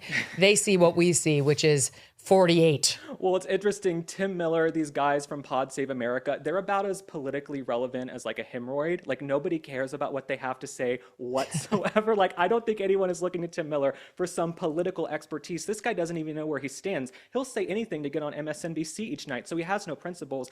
And where were these folks the last 4 years? When they were carrying water for Biden, when Karine Jean-Pierre and these Democrat operatives were saying he's sharp and quick and doing cartwheels, you had no trust. You have no trust outside of your very far left base. So how are you going to win in 26? How are you going to win in 2028? And I will say there's not much competition on the left, right? Gavin Newsom, he's supposed to be their stellar star. Gavin Newsom in every single interview, you press him, he starts shaking, he starts sweating, his eyes are bloodshot, he comes unglued very quickly, Gavin Newsom. So I don't even think he'll do well in debates. So J.D. Vance, calm, cool, collected. Marco Rubio, funny, calm, cool, collected as well. I mean, we have a great bench, and I think there are some names that we're not even discussing yet, so we'll see. Here's what I want to hear the next time Gavin Newsom goes anywhere.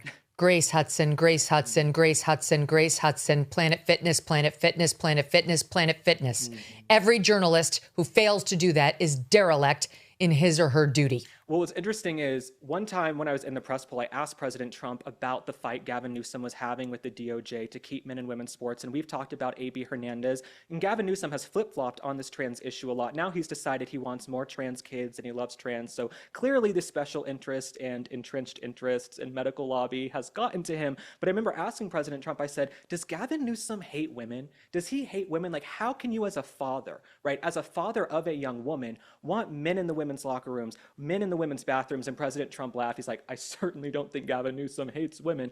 But if Gavin Newsom doesn't come down on the right side of history on this issue, he doesn't have a prayer. They say this is 80-20. Go out there and talk to people at the supermarket. Go out there and talk to forgotten men and women of this country. They will tell you this is not an 80-20 issue. And I'm so happy. If Kamala Harris had won, we could have been deplatformed for having this conversation. Look at what happened during COVID. If you said anything they didn't like, it was like George Orwell, 1984. Oh, yeah. We would have been deplatformed. And he'd impose that readily. And by the way, no, he doesn't hate women, but he just our rights. That's all, just our rights. Right. I want to keep going. You mentioned Jimmy Kimmel. I'm glad you raised that because I've been trying to get to this all week. His show won the Critics' Choice Awards, and he had the nerve to say this backstage. SOT 17. It's interesting. It was almost a near-death experience for me, and of course, not literally, but I did feel a little bit like Tom Sawyer and Huck Finn watching their own funeral when all this stuff happened, and to be here and to see that people reacted to it in a not just a positive way, but in almost a desperate way. We're like, oh boy, when they come after the comedians, this is when we draw the line, and we're very grateful that they drew the line at us. Link, a near-death experience? I mean, how dare he use that term? How dare he use that term? This multimillionaire, privileged asshole sitting out there in Beverly Hills because his show was off the air for 5 days. Right. 5 days. Mm-hmm. That's it. And he wants to use that term. And also, just one other point, to talk about how, when they come for the comedians, where was he when comedians were being canceled left and right in 2020 because of woke excesses? I'll just play you one. Ryan Long came on our show in May of 2021. We didn't even have video. We were just an audio podcast back then, and talked about this and what he'd been through. He's a brilliant comedian. It's a quick soundbite, but listen to this, SOT 19. I mean, when I was doing stuff at CBC, which is the Canadian Broadcast Corporation, I was part of, traditional media, and I had probably the biggest views out of any show. And my digital series, the 2 or 3 other ones would be turned into television shows, and mine wouldn't. And I was in a million conversations, in closed doors and on conference calls where it was like, listen, like, they're not doing a show with a white male. Like, that's just what the situation is. If you want to, potentially we could be partnering with someone that isn't white or whatever it is, right? Like, the amount of these conversations I have, and I go, yeah, okay. So option 1 is I can, stay there and complain. Option 2 is I sort of moved to America and tried to build my own thing. So of course that sucks. And, Tim Allen's getting his show kicked off the air because for no reason when it was a hit. And I've seen this time and time again. I don't remember Jimmy Kimmel standing up for anyone other than himself, Link. For Jimmy Kimmel to say him being put on pause for a couple of days was a near-death experience, it made my skin crawl a couple of days ago when I saw it, because what a slap in the face to men and women who serve this country. What about people who are going through chemotherapy right now? What about people who are in the hospital about to die? What about those people? And so when I see Jimmy Kimmel going out there and saying he had a near-death experience because his show was off the air for a few days, what a slap in the face to people actually going through things. Number 2, Jimmy Kimmel is not funny, right? Jimmy Kimmel has never had a funny joke. He's not a real comedian. He's a partisan hack, sort of like Stephen Colbert, right? He's running, a $40 million deficit at his show. If you think he was a conservative, would they keep him on the air? Absolutely not. But Jimmy Kimmel gets a pass because it's ABC, it's Disney, all the special interests love Jimmy Kimmel. They'll push any pharmaceutical product and do what they have to do on air every single day. But Jimmy Kimmel, it's interesting. You can tell he's lived a charmed life, a pretty easy life, because this is the worst thing that's ever happened to him, getting a 3 or 4 day vacation. Yeah. Then he made a comment on stage in which he ripped on Trump. I don't even totally get it. He called him Donald Jennifer Trump. Like, what even is that? Is he trying to say Trump is trans? Like, are you allowed to make fun of trans people when you're right? I'm not sure that's allowed. And then there's the voice of reason, Conan O'Brien, who was part of a discussion at the Oxford Union and said this the other day. SOT 20. I think some comics go the route of, I'm going to just say F Trump all the time, or that's their comedy. And I think, well, now a little bit you're being co-opted because you're so angry. You've been lulled. It's like a siren leading you into the rocks. You've been lulled into just saying F Trump, F Trump, F Trump, screw this guy, and I think you've now put down your best weapon, which is being funny, and you've exchanged it for anger. It's pretty amazing. He's clearly taking aim in particular at the 3 late night hosts, Fallon less so, but definitely Colbert and Kimmel, and the loser Seth Meyers, 100%, not to mention John Oliver, all of whom do exactly that and only that.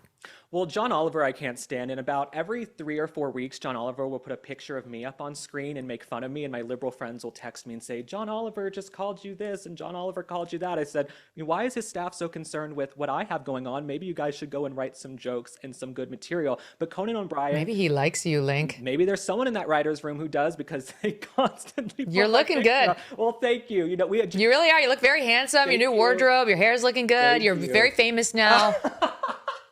Well, thank you. But we're working on the lighting. Okay, I'm not that ghostly in person. We're going from maybe 4,500 Kelvin down to 30. We're working on it, people. So anyway, when it comes to comedians, Conan O'Brien is a real one. Conan O'Brien follows me on Instagram. I would love to have him on the podcast to discuss this very issue.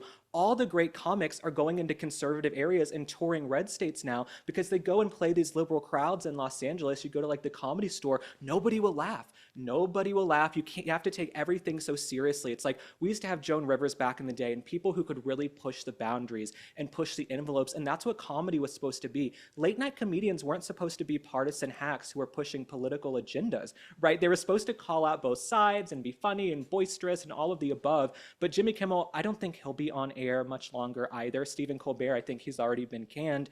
And the others, does anyone watch? Does anyone care? Not really. Yeah. I mean, of course, it's all turned into like one big Trump bashing session out in Hollywood. We know that. But it's not just on camera. It's behind the camera, when people are auditioning for their roles, they have to make clear they hate Trump if they want to get cast in anything major in Hollywood. Rob Schneider, who's amazing and also a comedian who used to be on Saturday Night Live, knows of what he speaks. And he talked about this just the other day. Take a listen here. SOT 30. Show business, wrong or right, they don't want any controversy. You know, they don't want you being mouthy or anything. And that makes sense. But I do think that at a certain point, if we're going to have a society, and if we're going to have continue to have a free society, it's going to require people to step up and be courageous. And, you know, this country still allows that. It is our First Amendment right. Does it make you free of consequences? No. You just, you know, you can ask Jimmy Kimmel, who was temporarily fired. It's going to cost you. And I think today's blacklisting of conservatives is the same thing. I think it's, at its core, it is adding to its destruction. And I think we are seeing Hollywood completely dismantle itself. That's an interview with the Epic Times. Right on, Rob Schneider, Link. Rob Schneider has always been a real one. Rob Schneider, Mike Binder, I don't know if you know him. He's a great comedian as well. On the Kennedy campaign, we put on this big comedy show fundraiser in downtown Los Angeles. Rob Schneider came, he performed, he couldn't have been nicer. I was backstage getting people drinks. I think the comedians were mad. We had like water and Gatorade. They're like, where are the real drinks backstage? We're like, this is a campaign event. So no, they were like, where are the real drinks? But Rob Schneider, he's always been a real one, and he's not afraid to call out both sides, and that's what comedians are supposed to do. But it's interesting, in these writers' rooms, the reason Hollywood is going so downhill, the reason you can't find anything good to watch on Netflix is they're capitulating to this small but vocal minority, right? Most people, they're kind of in the middle. They want to pay their bills. They want a country that works for them. They're not crazy far left deranged people. But when you turn on Netflix, they'll ruin every show by throwing in a bunch of characters that don't fit together just to check boxes. Like for me, right? I'm gay, obviously.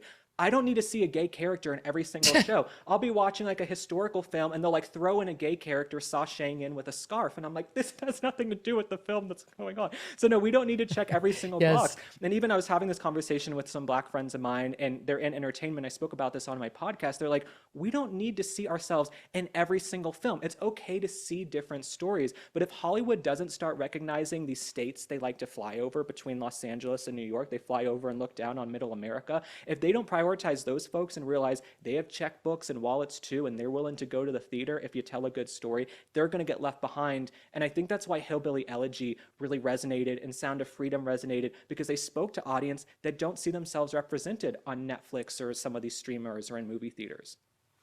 Yeah. I will say Amazon made J.D. Prime, Vance a star, a huge star. Go ahead. Absolutely. One thing I'll say about Amazon Prime and Jeff Bezos is I love that they're putting out the First Lady Melania Trump's film. They're open to having pretty much anything on Amazon Prime now. And so I love to see that shift in how things are going. So shout out to Prime. I will say that. I can always find something on there.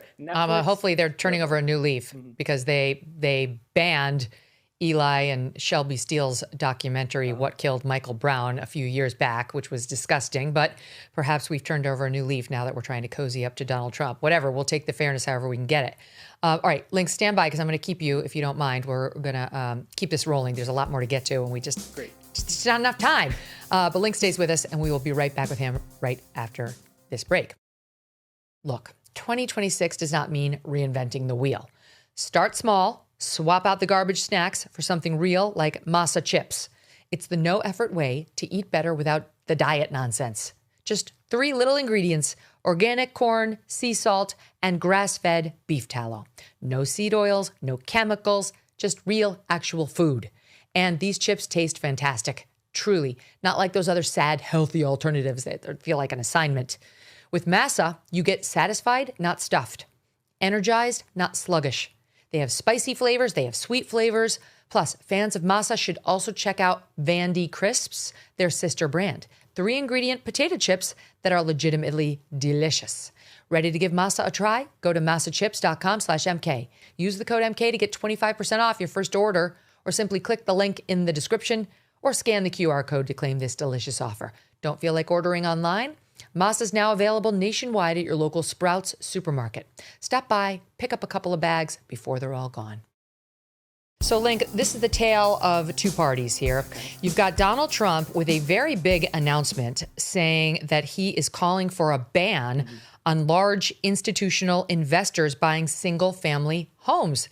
This is revolutionary because we've seen these big, huge corporate banks buying huge swaths of homes and making it a lot tougher in some instances for regular Joes to be able to afford them. He truthed out on Wednesday. For a very long time, buying and owning a home was considered the pinnacle of the American dream. It was the reward for working hard, doing the right thing.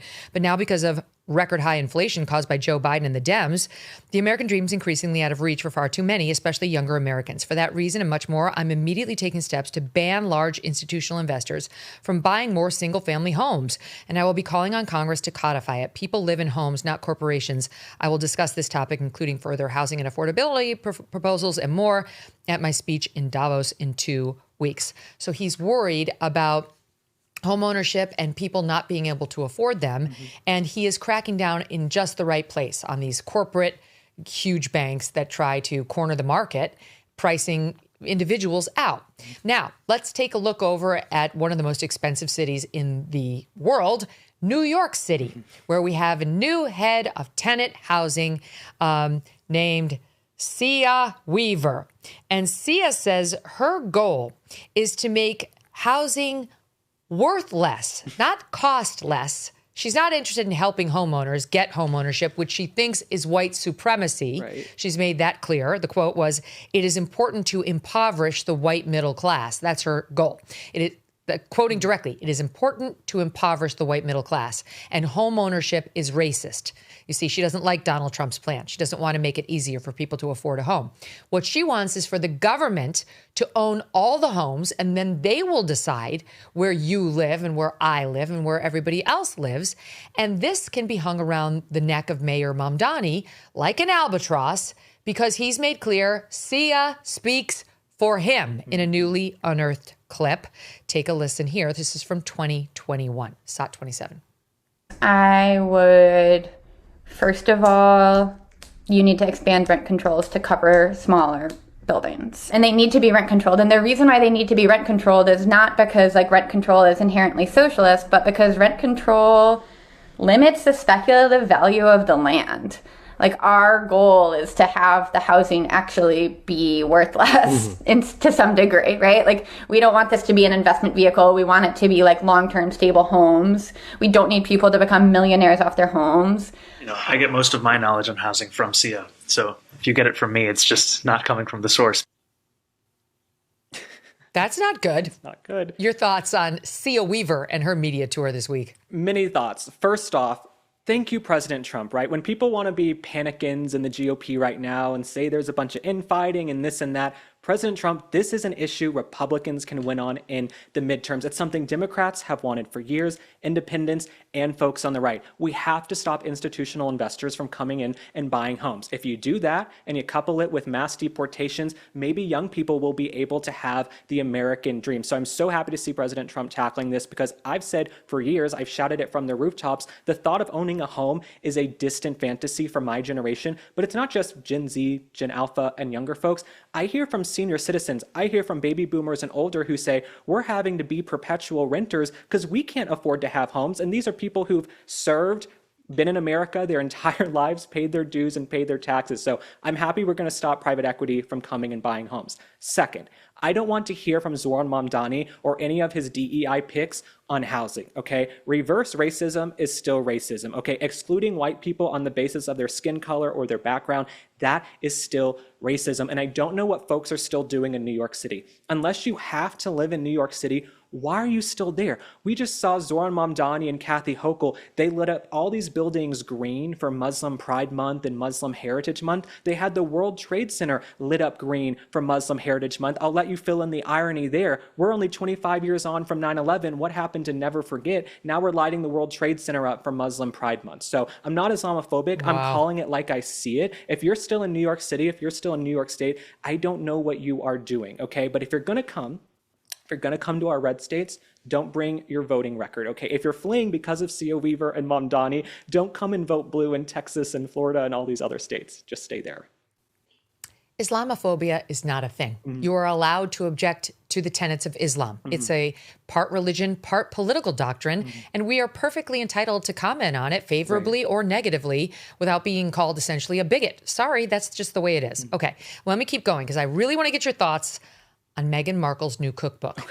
In the same week, we heard that her 11th publicist in 5 years quit, allegedly over the debacle that happened at the Kris Jenner birthday party where they harassed the Kardashians to take down all the photos of Harry and Meghan because there was one of Harry leering at Kris Jenner's breasts. That's my speculation. I'm sure that was part of the reason. And Meghan didn't look good in the photos. So we never consented. We want them down. Anyway, this publicist said, I am out of here. I'm not dealing with these two.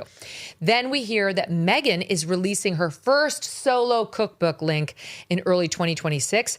It's going to tie her lifestyle brand as ever into, I guess, her cooking. And Daily Mail reports that the book may include recipes for her single skillet spaghetti, which, by the way, and rainbow-themed fruit salad, Maureen Callahan and I made both of those only to find out that the single skillet spaghetti was stolen from Martha Stewart. It's not even her own recipe. It's exactly the same. There might be like one tiny difference. So I wonder whether she's going to get sued for a copyright infringement if she actually tries to pawn that off in a cookbook as her own. Thoughts? Oh, I have many thoughts. I think the 11th publicist leaving tells us there's real trouble in paradise. I think the publicist would rather work for like Katie Porter than Meghan Markle. I think Katie Porter might be a cakewalk as opposed to Meghan Markle. So I'm not shocked to see the staff leaving. Yeah, and I also think maybe they don't pay the staff that well. I think also they hire a bunch of people to feel important, right? If we have staff, if we have an entourage, we're really important. And then the staff realizes there's not much happening day to day. These aren't people getting up and just hustling from like 8 to 6 every day. There's nothing happening really at the compound. There are days where they don't do much. And so I'm not shocked to see the people leaving. The second thing I'll say is I don't need a cookbook from Meghan Markle. She can barely cook. Okay, it's like taking driver's ed from Stevie Wonder or Ray Charles. Like you just don't want to take cooking advice from Meghan Markle. And then all she can do is she moves pretzels from one bag into another. Okay, that's not skill. Yeah.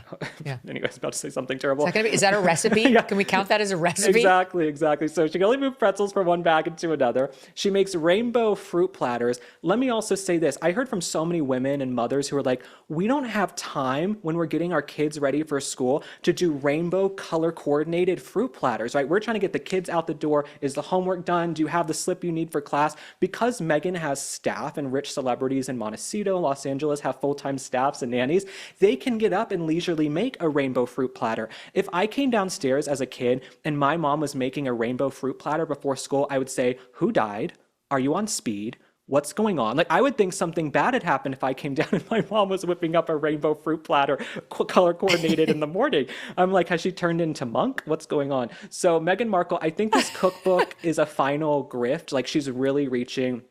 I'm sure she'll get a big advance and it'll be great. So happy for her. Oh, I mean, Maureen and I, we did the fruit platter. Yeah. And we had somebody do the shopping and it took hours. We're going to drop a clip in here for the podcast listeners. All right, so this is just what I do. I just whip this up in the morning. You could do this with one small row for your kids for breakfast. Ideally in your white cashmere.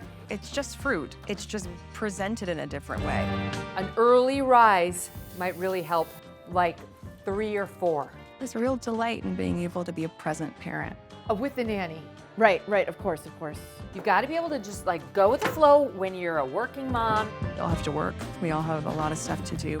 If you literally have 7 hours to devote to your breakfast charcuterie, you're going to wow them. This is gorgeous. It's so sweet. Nailed it. It took hours and we made the spaghetti. The whole thing's a joke. I mean, if she makes money off of that and actually does get a big advance, it will truly underscore how absurd the publishing industry has become. All right. Last but not least, a clip came to our attention, Link Lauren, a clip from your show. And it was about your New Year's resolutions. Okay. And we want to show this to the audience in SOT 32. If you're feeling bad about not reinventing yourself this year, don't worry. Meghan Markle will debut an entirely new personality, company, or life story by February, so she's got us all covered. Really, you're doing fine. And you know, there's always that one friend, okay? There is always that one friend who says, I'm going to be kinder this year. I'm going to show up. I've changed my ways. Sweetie, you downloaded one Mel Robbins podcast. Cut the crap. Okay. You bought one self-help book. There's always that one friend who thinks that this is their eat, pray, love year. This is the year they're really going to transform and be kinder and be better. And then they're back being a miserable troll in about 5 days. Okay. So listen. I'm not judging. It takes a village. But if you've been a bitch the last 20 years, why change now? Okay. I love it. All very good advice. Thank you. But later in the show, you asked the audience to weigh in on the sweater. Yes. And I would like to officially do that and say, I'm against it. It has the feel of somebody reaching for like your boob in the movie theater. You know, like it, for the listening audience, it's got like what looks like a hand across that sweater that is diagonally green and black, and then like a white hand reaching across, reaching for like a boob or the shoulder. And therefore I'm against it because it reminds me of middle school. So the sweater is not going to be brought back out unless it's a recurring character like the wickless candle. Okay, I keep Meghan Markle's wickless candle on my desk because it's a recurring character. I'm glad it doesn't have a SAG card. It might start charging me. But no, the sweater is going to stay in the closet. And I don't care about looking ridiculous. I thought, okay, this is so terrible. I'm going to wear it. And let me just ask them how much they hate it. Like a few weeks ago, I wore this insane purple shirt. And it ended up being one of our biggest episodes. I think we got like 4,000 or 5,000 comments on the episode. Half of them were like, we like the shirt, we don't like the shirt. And I bought the shirt myself. It's not like anyone sent it to me. I didn't even say the brand of it. But no, that sweater was a Christmas gift. And you know, on Christmas morning, everybody is related to this, okay? On Hanukkah, Kwanzaa, whatever you celebrate, you open a gift and you hate it, but you have to go like, oh my God, thank you. You turn into an Academy Award-winning actor on Christmas morning. Thank you so much for this sweater. I thought, I don't care if I look ridiculous. I know they're going to have heated opinions over this sweater. Here's what you need to say when somebody gives you a gift like that. And it's, I love this line because it's true, but it's also somewhat subversive. Okay. Yes. It's not insulting. I could not love this anymore. That is what you say when you get the terrible gift. No, totally. I could not love it anymore. It is honestly, I couldn't. Could not. Trust me, I couldn't. Now, one of the reasons I raised this with you is because we had our own sweater gate here at the MK show. It didn't play out on the air or with the audience, but it's about to. So every day before we go on, I sit down in the chair and I can see my executive producer, Steve Krakauer, and my executive producer for news, Debbie Murphy, on my little Zoom camera, which is right underneath my real camera. Right. Sometimes the audience will see me looking not into camera, but looking down because on the screen below the camera, we play the sound bites and I can see them better because it's a big camera. And I can see Steve and Debbie there. And so that's helpful for the anchor to just figure out the traffic of the show and what's happening. And sometimes they're talking to me in my ear. Anyway, I see them sitting there, and I sat down mid-December getting ready to do a show, and Steve Krakauer, he's been my EP from the beginning of the show, we've been friends forever, since forever, is wearing what to me from this distance, I'm about maybe, 15 feet away from the camera, looked like a strapless shirt. It looks he's a heterosexual man. He's very happily married with kids. Look at this. And I took a picture of this link with my camera. Does it not look like he is naked from the shoulder up in this little screen grab? I don't know if you can see it. And there's Canadian Debbie laughing at him on screen. Right. Let's run through a few of the screen grabs if we have them. Yeah, there's another one. And I'm like, Steve, what are you wearing? He had no idea. And we were going to have a staff meeting that day. Here's me taking a picture. You can see me in it, taking a picture of the. So we were going to have a staff meeting that day. And I'm going to tell you, Link, that he actually put on a jacket before the staff meeting because we so shamed him out of this ridiculous sweater. Because it was like, for the listening audience, like peach. I think peach, Steve, I'm sorry. And then a stripe of blue, and then peach, and then blue. And the peach looked naked, like Steve Krakauer went strapless for the Megyn Kelly show that day.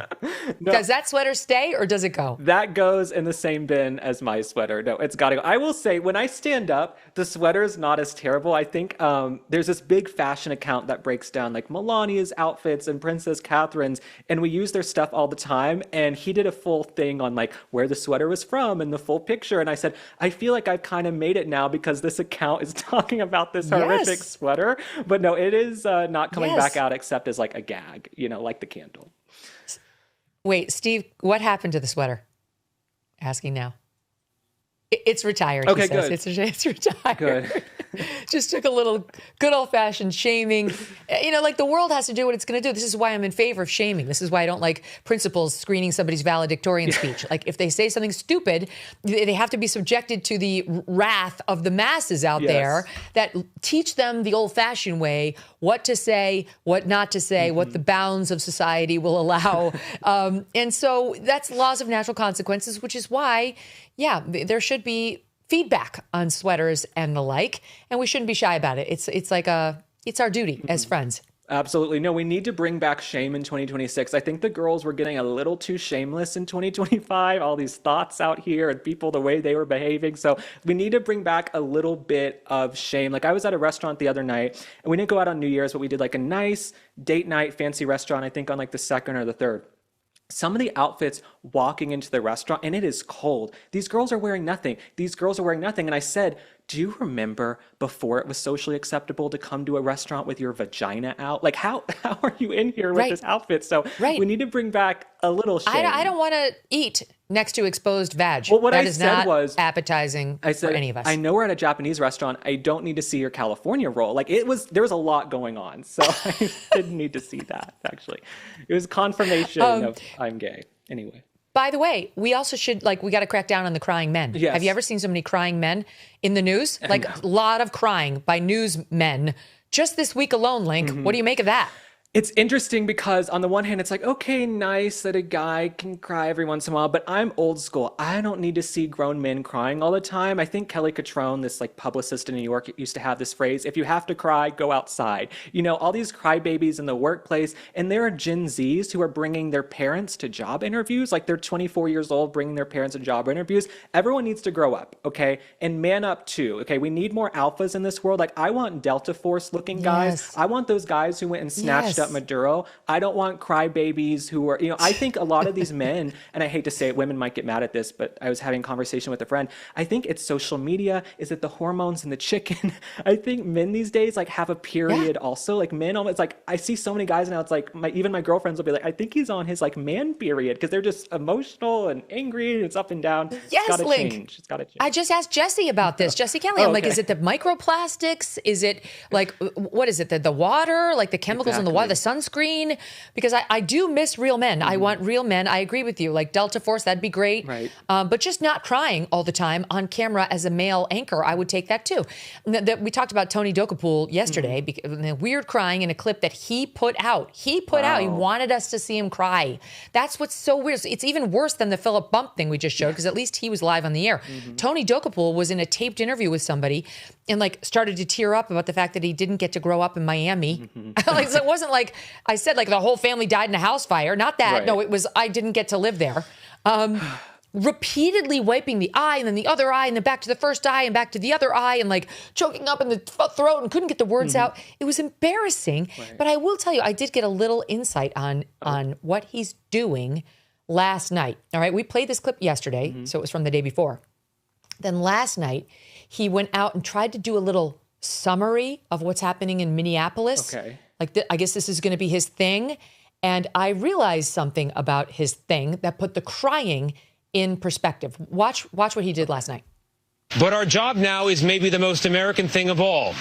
It's to find a way to live with people who are genuinely different from us, to try to be fair to them, and in doing so, to make things better and keep things decent. Because in America, no one else is going to do it for us. It's not my job to tell you what to think about what happened here yesterday, but I can tell you we owe our children a nation that is better than the one we live in today. And I can say that because we all know it's true. Okay. So what's happening here, Link, is he's trying to be Oprah. Right. That now it all makes sense. He's trying to offer fake profundities that move no one and are actually not original or meaningful at all, and peppering in some self-help talk, kumbaya hugging type stuff in between his crying fits. Right. Because he's telegraphing Oprah. He's Topra. That's what he's trying to do with the CBS Evening News. And like Oprah's show now, the days, it will fail. this is no way to appeal, I think he wants, American women, because we all like the Delta Force thing. Right. Only far left liberal women like a crying Topra, right? And men certainly don't like that. But I figured out the formula, and this is apparently the new bet on the future of CBS News. Thoughts on that? Well, it's interesting. I think it's a generational thing because I don't really know who a lot of these people are. I mean, when I see these palace intrigue stories about all of these networks now, I'm like, I actually don't know who these people are. I wish you guys well, but I just have never heard of some of these anchors. And even my friends like, we don't know who this is either. So, shout out to everyone over there. I wish them well. But a friend of mine gave me advice years ago. She said, if you want to be taken seriously in politics, you cannot cry on camera. Like if you lose an election, especially as a woman, you can't cry at your concession speech. Hillary, Kamala, Doug Imhoff. So it's like, if you ever want to be taken seriously, you cannot cry on camera. I don't need to see grown men crying, maybe after sex with a cigarette, but no, I don't want to see you on camera cry. No, not that either. No, nowhere around sex should a man ever cry. No, I have to call my mom no. afterward. No, I'm just kidding. But yeah, no, I don't need to see grown men cry. And I really don't need to see a ton of women crying either. We have to run it again. Can we run the crying video just to get, I need to see it just before we go to weekend. You said this is your favorite place in the world. Why? Why South Florida and Miami? Well, it makes me emotional. It's so funny. I didn't think it would catch it.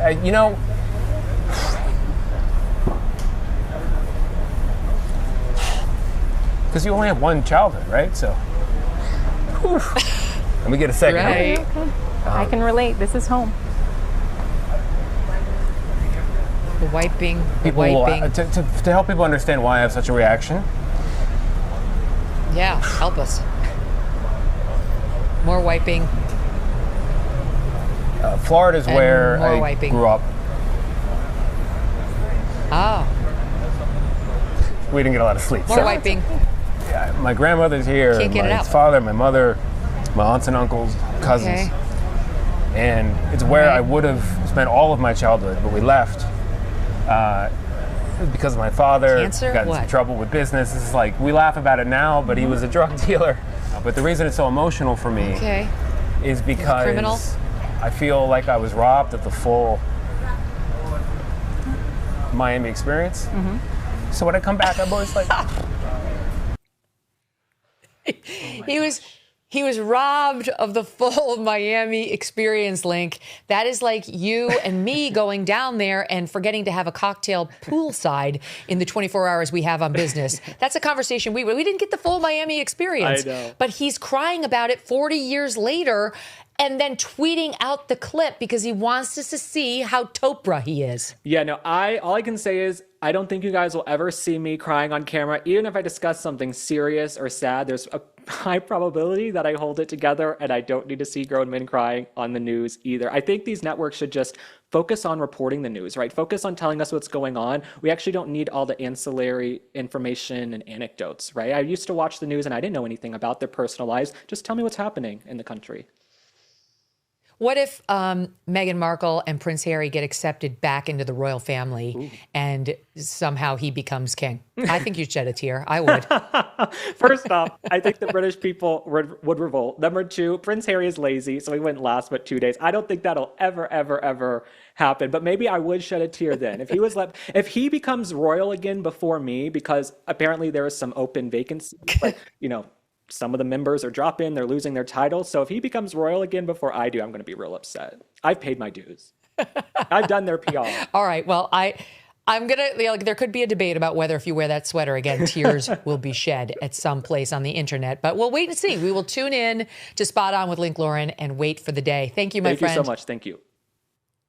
Great to see you. Okay, go and get Link's great content by subscribing. Go to spotonwithlink.com and find it on YouTube and all podcast platforms. Have a great weekend, everyone.